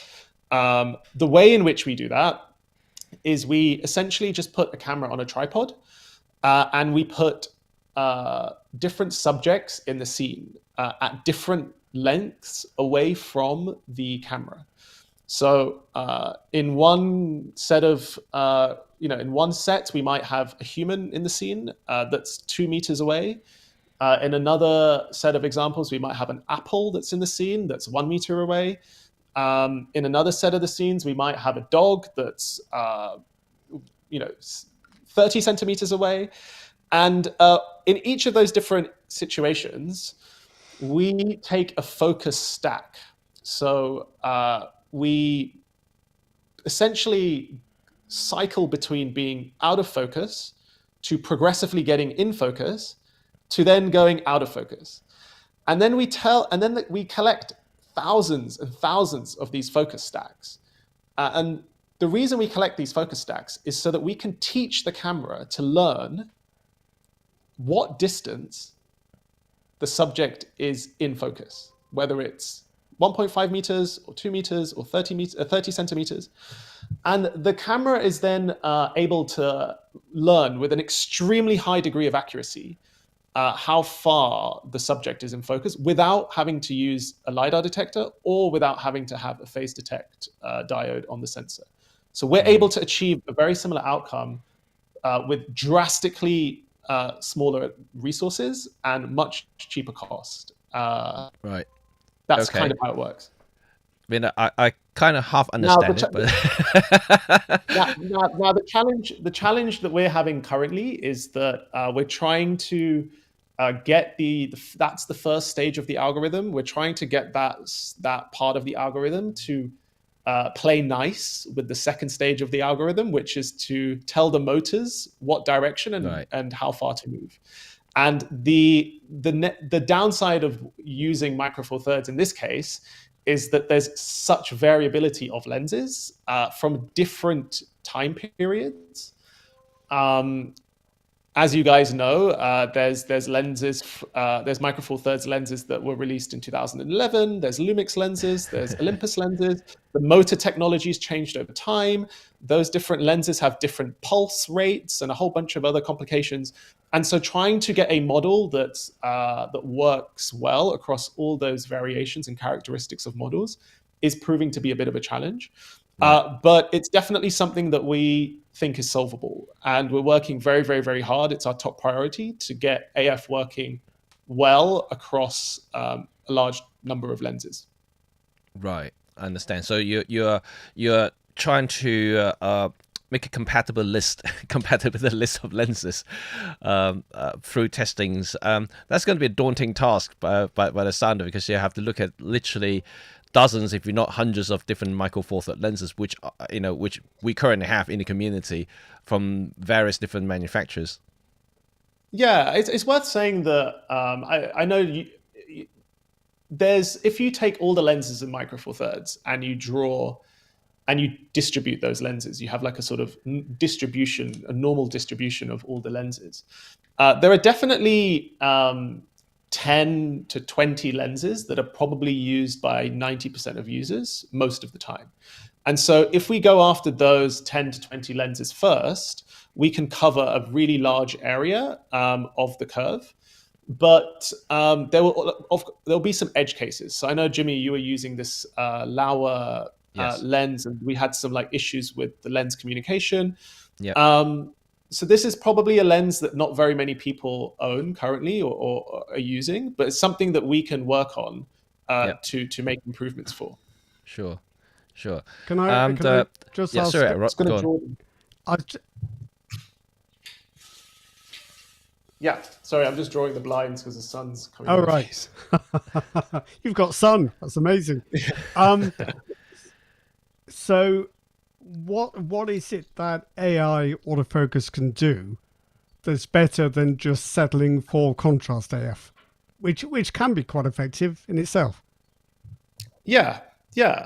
Contrast-based, if we wanted to build a contrast-based technique we could. What differentiates an AI-based approach to a contrast-based approach is that you get the added benefit of, with the AI approach, you get the added benefit that you get from a phase detect approach, which is the ability to learn how far the subject is away from the lens. Okay. And so that's what the AI approach brings to the table, and the reason why we believe it's worth pursuing, because it gives that advantage, and that typically leads to less hunting because you're more accurately able to understand how far away the subject is without having to deterministically move in and out to get the subject in focus. And might that tie in with AI subject recognition as well? Because presumably the camera will know, have a good idea of what it's looking at, and whether you want that to be your focus point. Yeah, so this is. I think we're going to go down a bit of a rabbit hole with the subject detection because this is a bit of a bugbear of mine with traditional camera companies and focusing. So if we've got 57 people listening to this call, if people can rewind all the way back to right at the beginning of the discussion where we were talking about hardware choices that camera companies make versus hardware choices that we've made. So camera companies, as we've discussed, use hardware-based ISPs, and they have application-specific integrated circuits, or ASICs. And when Sony or Fujifilm or other companies say they have an AI chip in the camera, that's not incorrect. They do have a chip in the camera that's capable of doing AI. Typically, what the AI is that the chip is doing is subject recognition. It's a very specific application specific. And that subject recognition algorithm, that AI, has been trained by their engineers. They can make some small changes here and there, like maybe they can go from human detect to bird detect to dog detect to boat detect, etc., etc. But that is subject recognition is what they do, and that's what the AI is used for. The AI is not used for HDR enhancements or white balancing or exposure or all the other things that we're using AI for. We have AI chips in our camera that are general purpose AI, which means that we can use application agnostic algorithms. That means we can use a whole bunch of different AI algorithms, and we can chop and change and cycle and repeat and change that over time because it's not baked into the hardware. We use a software-based approach, right?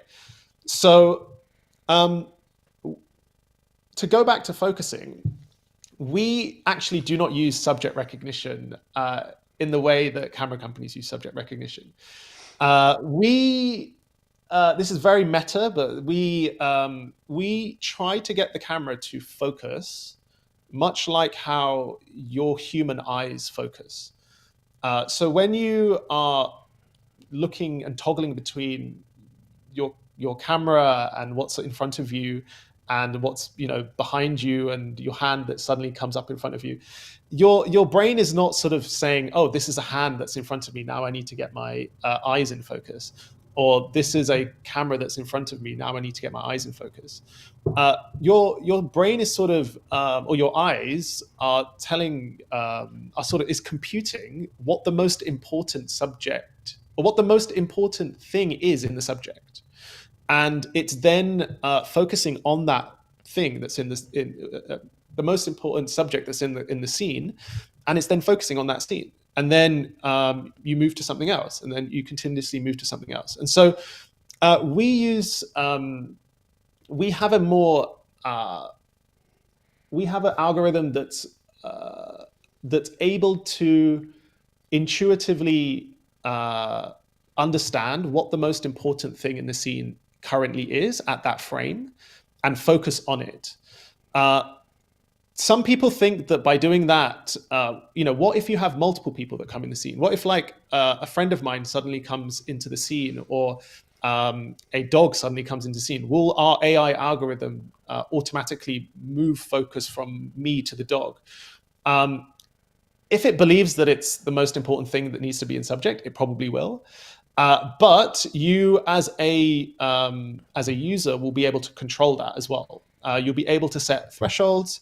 You'll be able to select by tapping on the screen whether you want the dog to be in subject at that moment, or whether you want someone else to be in focus at that moment. And yeah, so I say this is a bit meta and a bit it's a bit of a nuanced point, and might require a bit more discussion, but that's the way in which we're approaching our AF. Right. Understood. Understood. Well, certainly it's interesting. To me, it sounded a little bit like the center stage in Apple computers or iPhone and iOS devices. And when let's say another person jump into the frame, and it will widen the scene just a little bit and recenter the person or the group of people in the frame, just all using software algorithm. And I think in theory it sounded very interesting, but the ability to override it certainly very useful from a content creation point of view. Yeah, that is very good. But I want to talk a little bit. Dig in a little bit more about colors, because from my perspective is something that I wanted to go back to, because earlier we talked about how Alice can simplify any user's life, from both photography and videos. From my experience is that colors is very important for any photographer or videographer, and whether you shoot raw or not, you need to get the base color correct. That's why we set the white balance, we set this and set that, before you press that record or shutter button. And this is something that I always try to do the in camera before doing anything else. It's simply because it makes my life after easier. When you go back home, when you download the footage or the photos, you start to process them, and having a good base point is also a very good start and makes my life a lot easier when it comes to my workflow. So my experience with Alice is that because of the AI, the colors are always pretty much on point. Obviously, there are still cases that it isn't. If I say that it's 100%, I'll be lying. But but it's getting quite darn close to how I would see the scene. So that is really good. That means I didn't have to touch any buttons or preset anything. I just let the AI does its magic and works as it should. So from that point of view, I'm really appreciating how that benefit me as a photographer. And video is doing similar thing. And I see that the video colors are generally pretty good. You can also, like you said earlier, so you can dial up and down the enhancements, so you don't have to use all the AI processing if you don't need. If you don't want those colors, you can just go back to however the sensors captured. So that's all good. It's controllable. But for video, especially because I don't use a lot of raw video recording for most of my stuff, and that means I use whatever is baked into the video file, whether it's going to be log or just generic picture profile. So having good colors, once again, is good because it's compressed, and when it comes to processing video files, having good color base is obviously a huge plus, and because the latitude of changing or manipulating colors from any sort of compressed video files is limited, very limited, to the point that you can't, let's say if you set the white balance wrong and you're pretty much done, and you can't really rescue the files because the white won't look white anymore. And so that I think from that point, if you're a JPEG shooter, if you're a compressed video videographer, I think the Alice coloring is a big plus. So from that point, and I just want to ask you, because I also saw some comments before as well. So once you've done the AI training, are you continue to improve it? Will you continue to improve it over time, or are you just going to leave it and until someone question it or flag it? Oh, something is not working. Yeah, great question. We make sort of weekly, sometimes at the moment, weekly updates to color improvements. I think we'll probably get to a more monthly cadence once the camera is fully out there and people are using it. What I would say about colors is you're absolutely right. Like, we want to have a baseline color profile, so call it, Alice camera colors, that people are happy with. And most people will just take a photo or video and be like, actually, I don't need to really grade this. It looks pretty good for me. I just want to get it up. I just want to get it out. Yeah. But to come back to the idea of like greater control, one thing we're working on at the moment is having different kind of presets or color styles. So we want to work on a sort of mono style. We want to work on a more sort of vibrant style and another, basically different color profiles.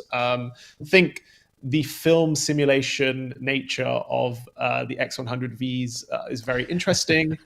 We know that Lumix cameras at the moment, you're able to add presets into the cameras. The LUT, yeah. The idea of the user being able to have a bit more control over colors is something that we're starting to see feedback from our users with. So we think that's an interesting thing to explore.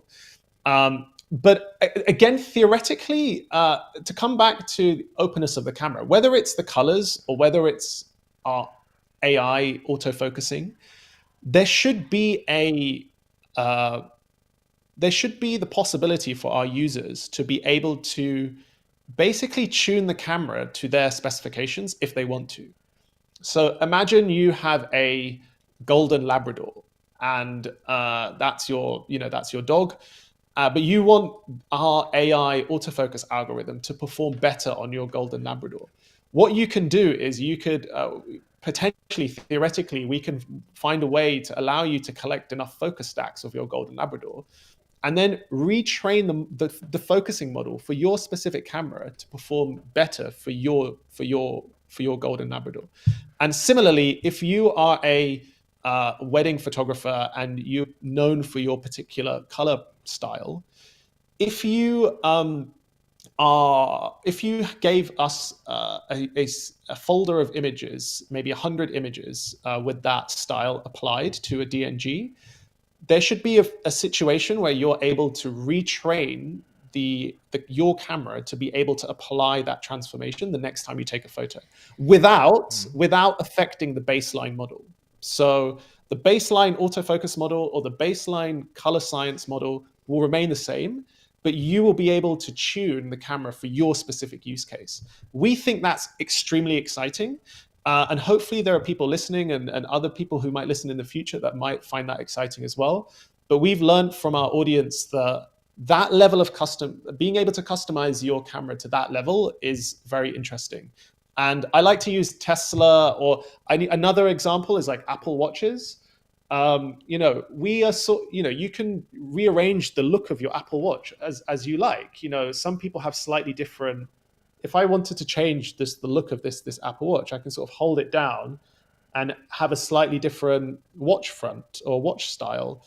And so similarly, if you wanted to custom your camera in a sort of interesting way, I think there's something that we can do very interestingly on the user experience and the UI to allow you to do that. And a lot of people are giving us that feedback at the moment. And that's the beauty of software-based approach compared to hardware-based, because the physical buttons and the design of the camera is pretty much fixed for that generation of the camera until the next model comes along, and like any sort of customization are usually through reallocated functions to buttons rather than actual complete redesign of the UI or the layout of the thing, which you can do software-wise because it's just a screen. You can rearrange things quite easily. Yeah. So I appreciate you started the discussion about colors, but what I wanted to say was that we want to have a baseline algorithms that are pretty good, whether it's the color enhancement, the focusing, the white balance, the exposure, that perform 90% of the time really, really well.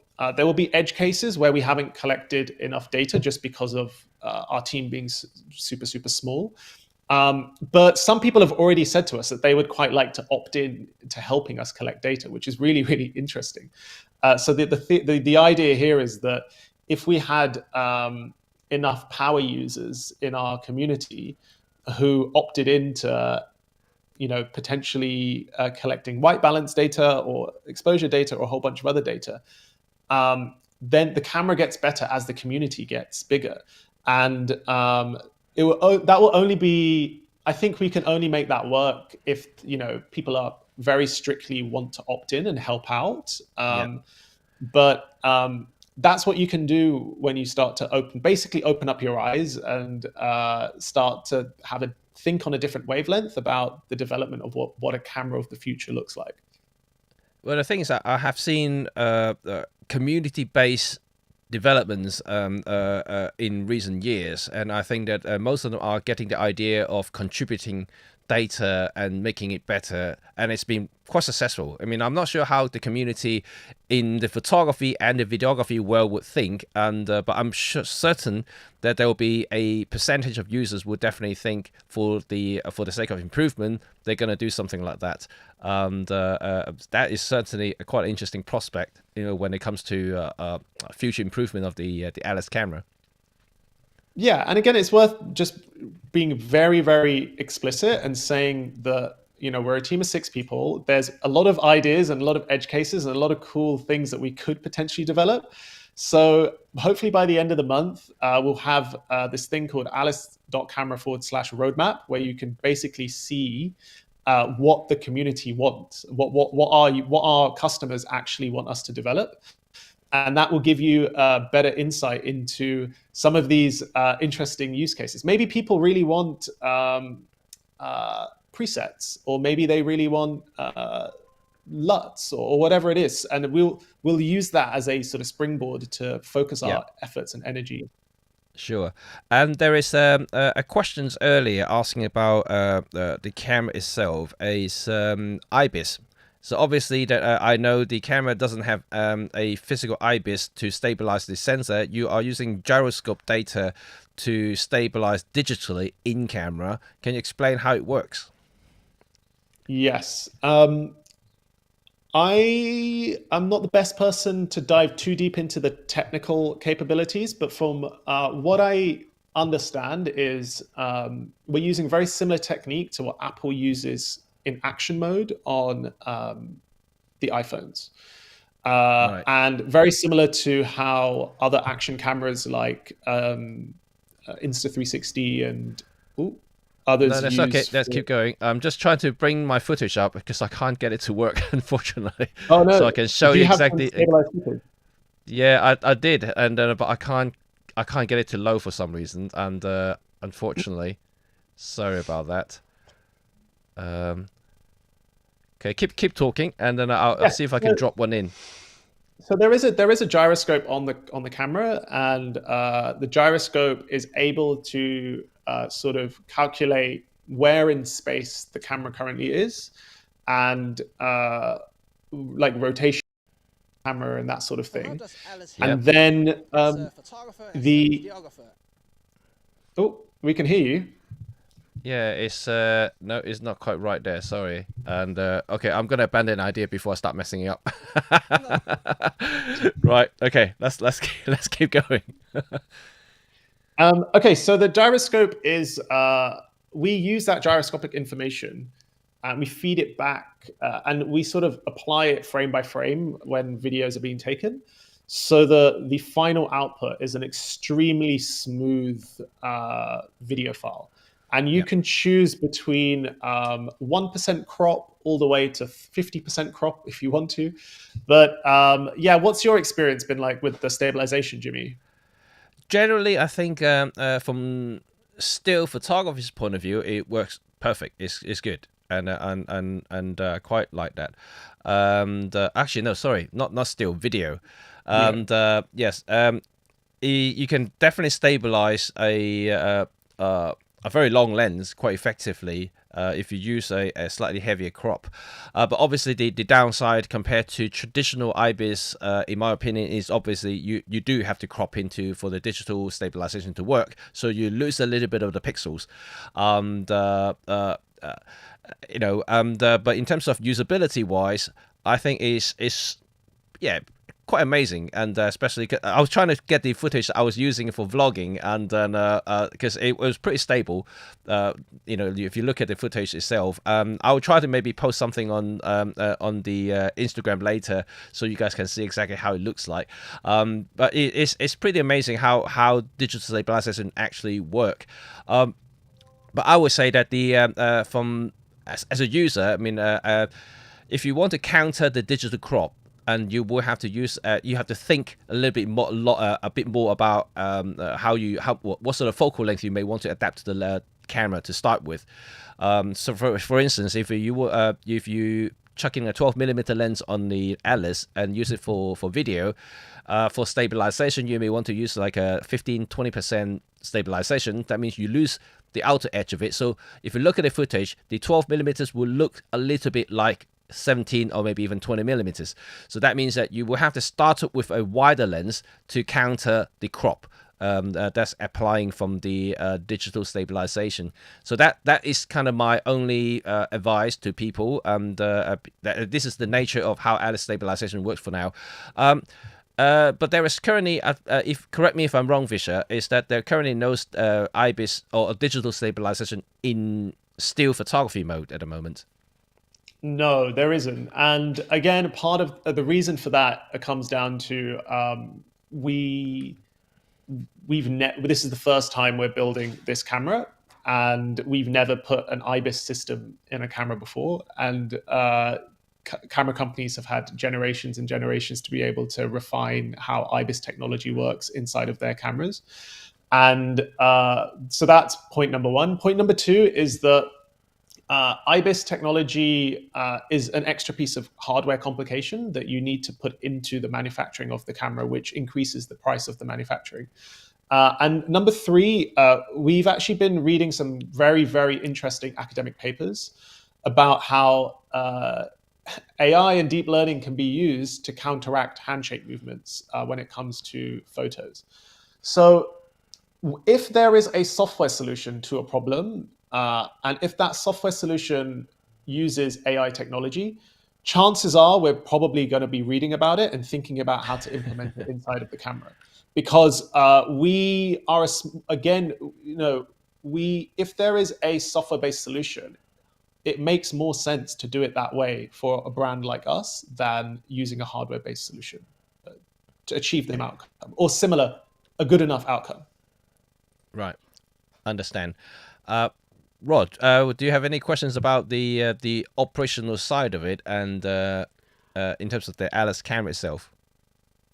I'm interested in the stabilization for stills photography. So it's quite hard to imagine how that would work, because if a blurred image is captured by the sensor and you're unblurring it with AI, that doesn't sound like a very elegant or successful solution. But maybe I'm looking at it wrong. So I don't know the technical details, but I believe there is a relationship between the gyroscope and the hand movements, and there is an AI based on an academic paper we're reading. An AI will be able to identify when those hand movements are particularly prevalent, and maybe able to counteract that by taking multiple photos in rapid succession and then blending them together so that the photo is not as blurred as it would be without the model. So that, I think that's a high level understanding. I know that Google Pixels did this. They made a whole marketing campaign around this unblur feature that they had in their Pixel phones.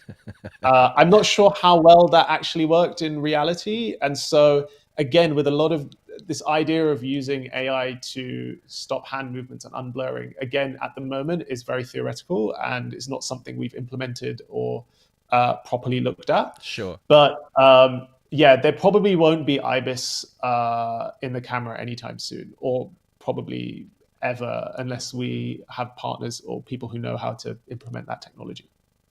Understand. Yeah, Well, and I think that maybe we should slow down a little bit and give some people maybe some time to digest a little bit of the information and have some Q&A from this point on. But from my perspective, there are a couple of things that I would still like to ask and about the Okay. Alice camera itself.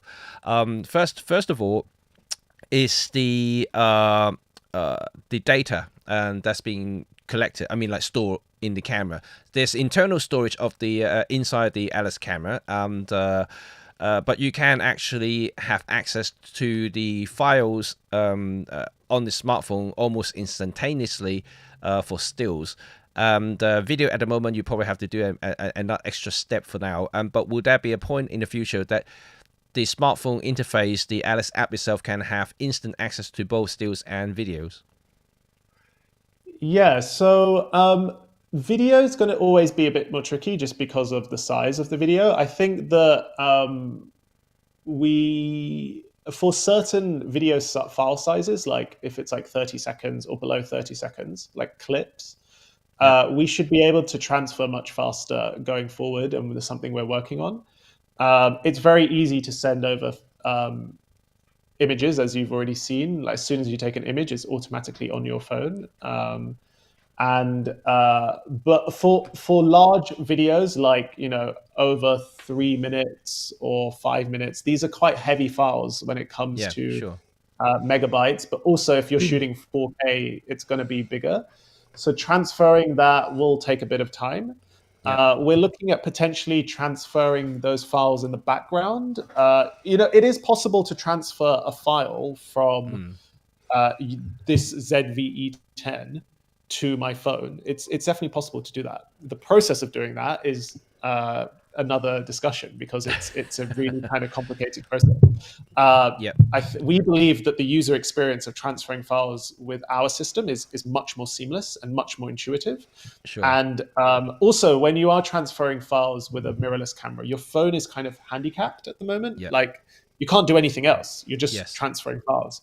And if you've got 200 photos that you're transferring, that might take more than half an hour actually with one of these cameras. I certainly have Whereas, experience of that. yeah, whereas with what we want to get to is a situation where the transfers can happen Yeah. quite uninterruptedly, so that you can still use your phone whilst the Yeah. transfer is happening. And with regards to the USB-C port on the camera, and I know that that can potentially be a multi-purpose data slash charging port, and at the moment, how do you see that storing data externally? Let's say if you plug in an external SSD or external memory stick, would that work for Alice? And how would that be configured to basically store everything externally rather than internally? So by means of workflow, you can simply unplug the drive and plug it straight to the camera. You have access to all the file instantaneously without having to plug in anything else or connect to the camera. Yeah, so at the moment, it's possible to just plug in a USB-C SSD and record straight to it. If you want to record all your videos and photos, I think the logic works that if there's nothing plugged into the camera, it will record on internal storage. But if you plug an SSD, it will record and send Right, files to the SSD. So that's definitely possible. right. And another thing is, would that be a point that you can also plug in the iPhone or smartphone directly to Alice using a wire instead of using wireless? Um, you can. I think if you plug if you plug your phone to the camera right now, what will happen is whichever one has more battery will start charging the other one. I think that's basically what happens.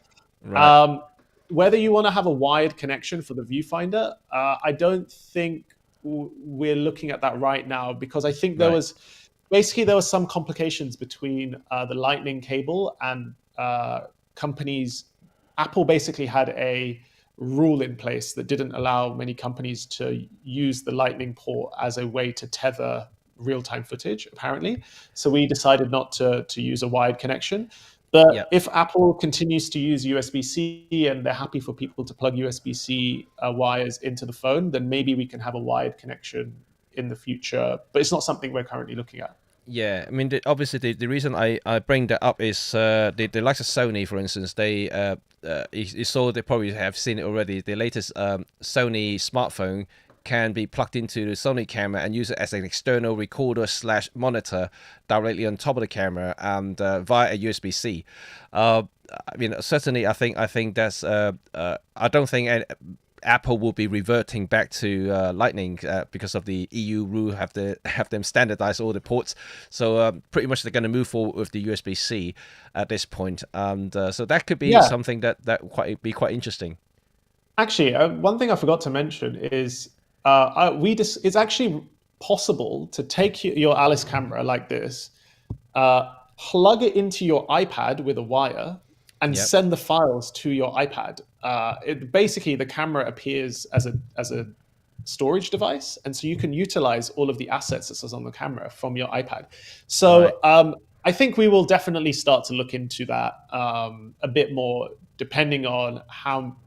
Again, coming back to if people really, really want us to use USB-C file transfer and have a wired connection, it will give us enough of a signal to potentially have a mandate to go and develop that feature.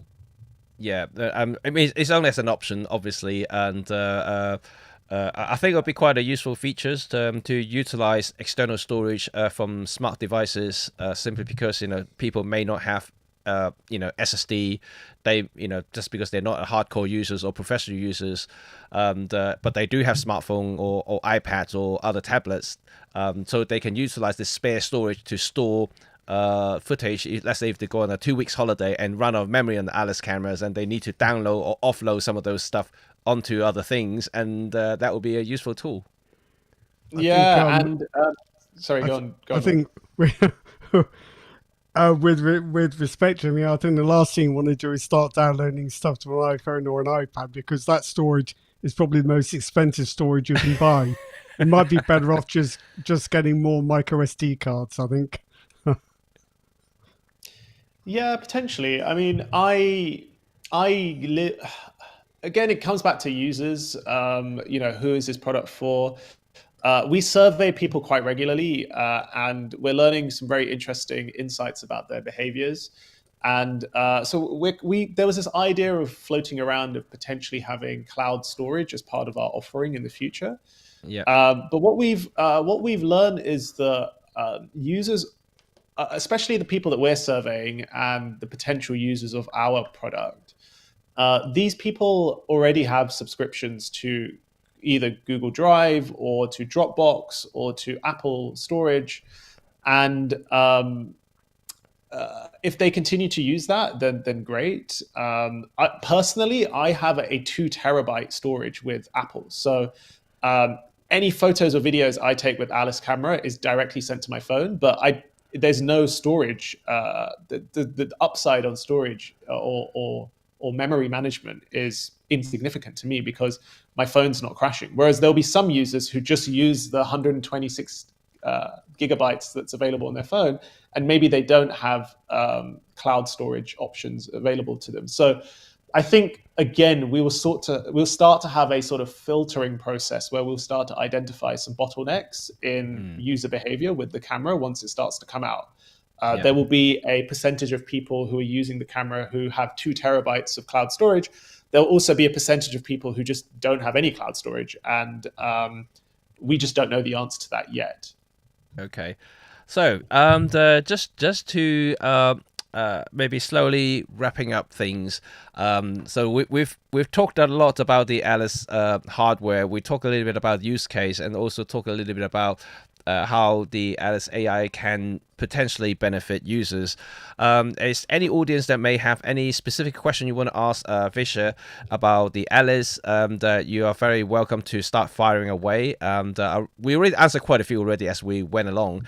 But just as a general conversation now, since the topic has started, the future of Micro Four Third cameras, and how do you see the future of digital cameras, and starting from you, Visha, I'm going to ask Rod, based on now he understands a bit more about Alice and how he thinks about the future of cameras.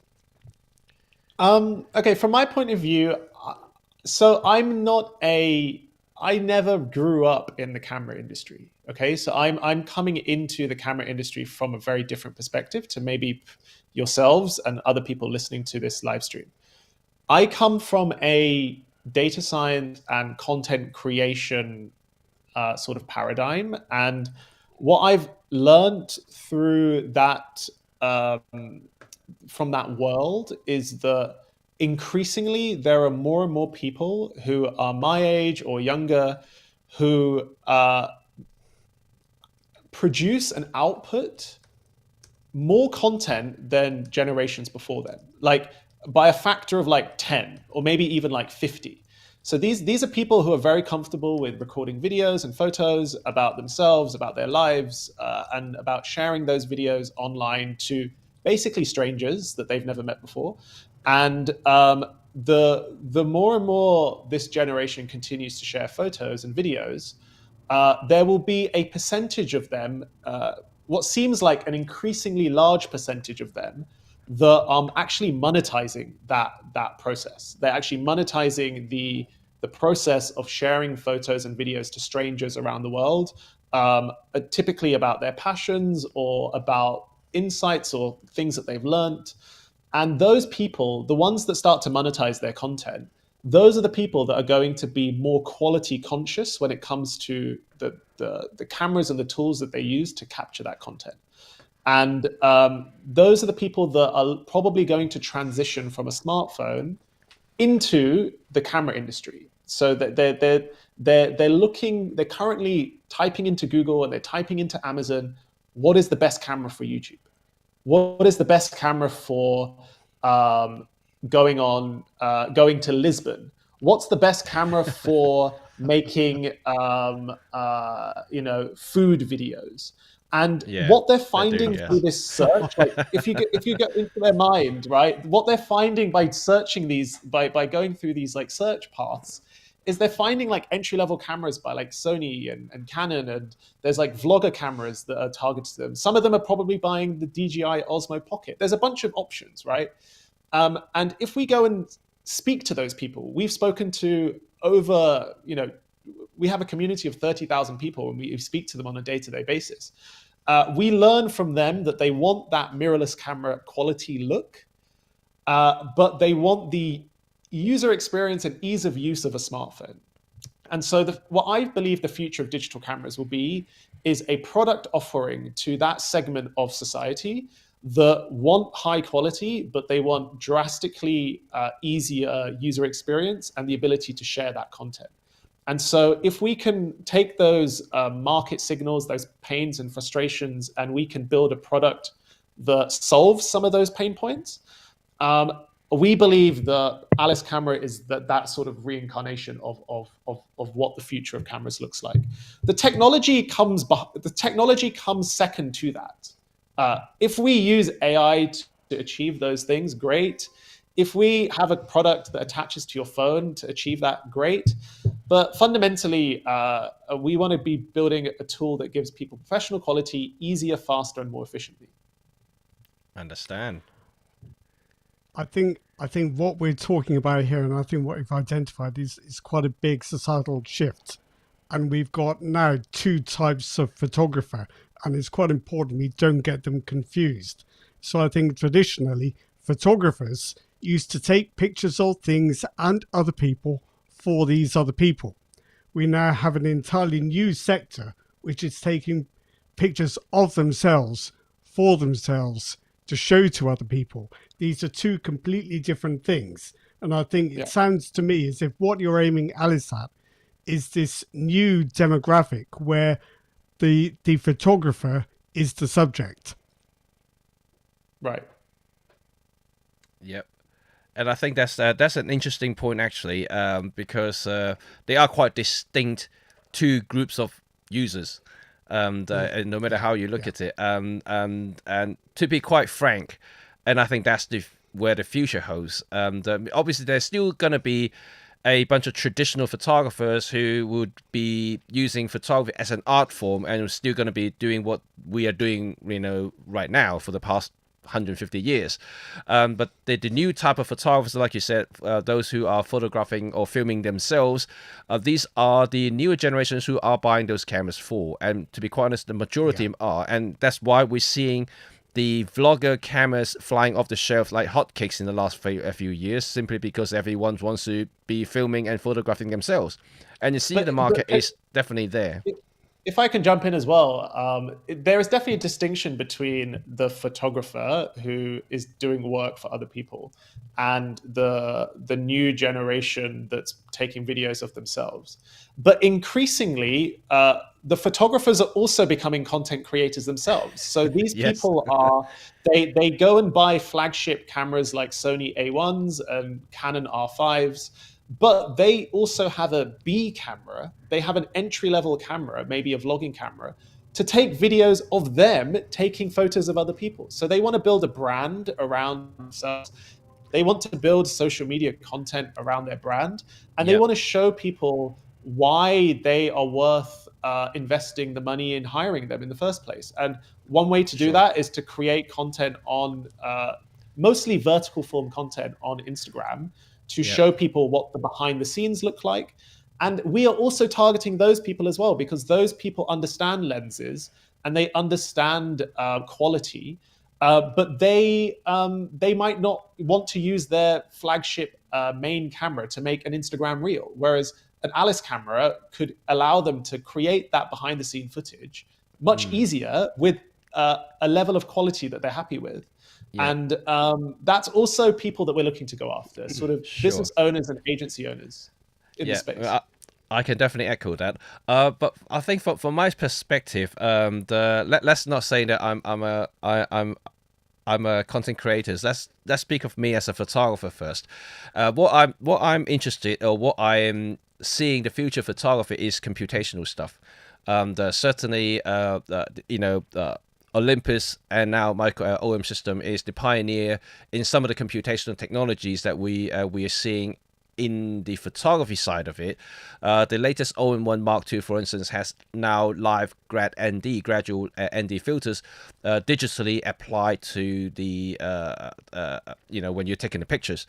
So something like this, the live bulb, live NDs, all this stuff are pretty useful computational features, and I can see how that can be integrated, in the Alice camera, or whatever Alice camera is developing can benefit eventually in as a whole, for photographers who may want to start utilizing a lot of these computational features. One good example about how I see Alice could potentially be used is once you open the SDK and other people can start writing their own apps, and that will not stop software developers, some of the software developers that we know today, already writing brilliant softwares for the photography community, the likes of, let's say, Topaz or DxO, who are already utilizing software to enhance photos and video files, be writing apps that will go on top of Alice, and for like extremely good noise reductions, AI-based noise reduction, or AI lens profile enhancements.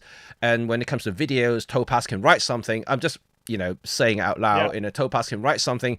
The video AI features can be plugged into Alice and make some of the footage looks extremely good. Can upscale, from a 1080 footage to 2.7K or 4K, from a 30p to 60p. I'm not suggesting Alice can do that, but the idea is there. Once you have a base, it's being that you can allow people to write something on top of it. All I can say is the computational photography is this basically limitless. You can do all sorts of things to it. Yeah.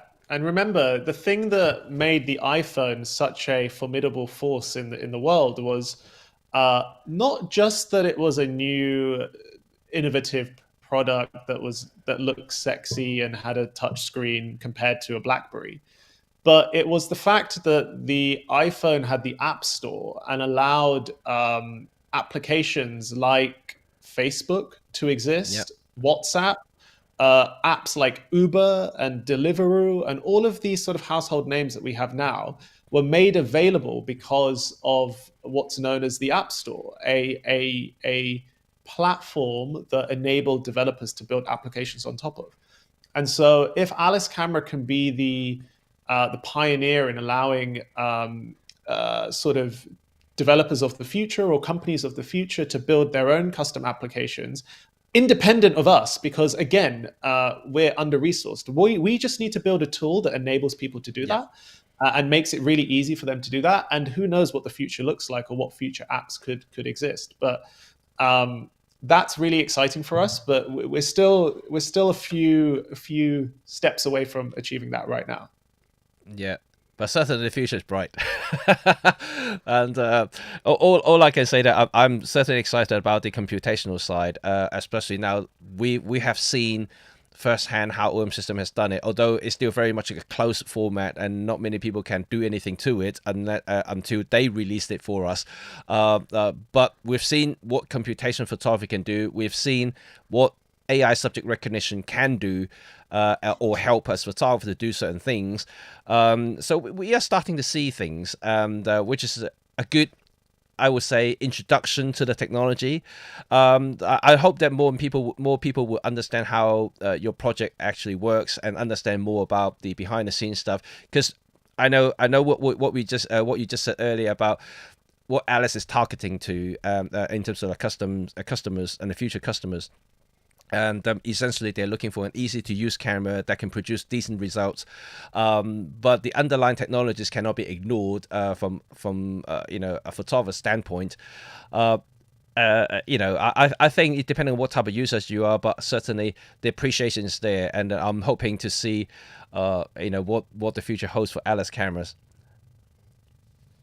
Oh yeah, thank you for your time. I know we've been on this for two and a half hours now, which is great, and it was nice to hang out with you guys and discuss these topics. I'm not too sure, whether people will have the patience to rewatch all of this, and so maybe we can clip some of the points for people or whatever. But it's been a real pleasure to dive deep on all of these things, and hopefully, for those listening and are still listening right now, we've cleared up a few confusions. Yeah, I mean, I'm certain we're going to invite you back at some point when there's a major update to the Alice project, and we can maybe do some more demonstrations and other featurettes, about how the camera works and things like that. I did have some footage to show you guys. Unfortunately, for some reasons my file wasn't working, and so I have to show you another time, another occasion. So, Rod, have you got any other final words or questions you may want to ask Vishal before we dismiss?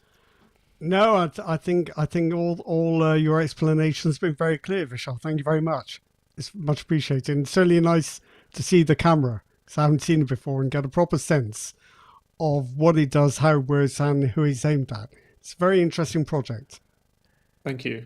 And we can get one in your hands sometime soon to play around with as well. Well, perhaps if I follow up after this, because I have a suspicion I'm going to be doing some content for Digital Camera World about this.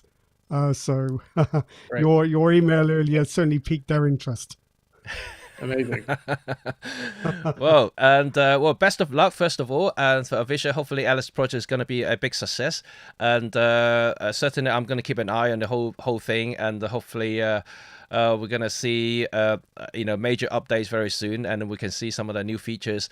And if anyone who's listening right now and watching, if you got any questions, I know that we're running out of time. We've been going on for 2.5 hours, and it's a little bit long for our user chat, but you can see that we're all excited and animated, so definitely an exciting project for all of us. So if anyone got any questions, please do leave it in the comment section after the video ends, and we were going to pick it up. Hopefully you're going to send those through to Vishal, and so maybe he can answer them. We can report back later in a separate occasion. I just saw Corey's our regular listener here, and Corey just mentioned that he's going to rewatch the whole thing. So Vishal, don't worry, you got someone who wants to rewatch the whole 2.5 hours. Perfect. Yeah, that's what I'd like to hear. Yeah. Thank you very much, Vishal, for joining us today and talk a little bit about the future of photography, and also explain a lot about how Alice project works and the camera itself and the underlying technologies. I hope that everyone get a sense of what it does and how it does it. I know it's still probably a little bit vague at the moment because we can't quite show you a live demo as we speak at the moment, but hopefully at some point I'll be able to make a video for you guys to see exactly how everything works, with proper footage and proper photos to showcase. That will be, so stay tuned for that. And I know Emily Lowry already made a kind of like an in-depth preview of the Alice camera a few months ago. She did a brilliant job explaining how the app works, how it connects to the cameras and things like that. And but hopefully I will be able to show some more on top of that, and so that you guys can actually see how Alice work in action, and that would be my aim. So you just have to stay tuned. Remember to subscribe, of course, and also follow Visha, because he has all the contents and updates of Alice Cam on his Instagram. So I'm gonna put the link in the description after this stream, so that you can actually follow Alice Camera as well. So until next time, I guess we're gonna say goodbye to everybody, and thank you very much for joining us. Yeah, so you guys all have a great day, and I'll speak to you all very soon. Bye for now. Thanks, everyone. Thanks for tuning in. Bye.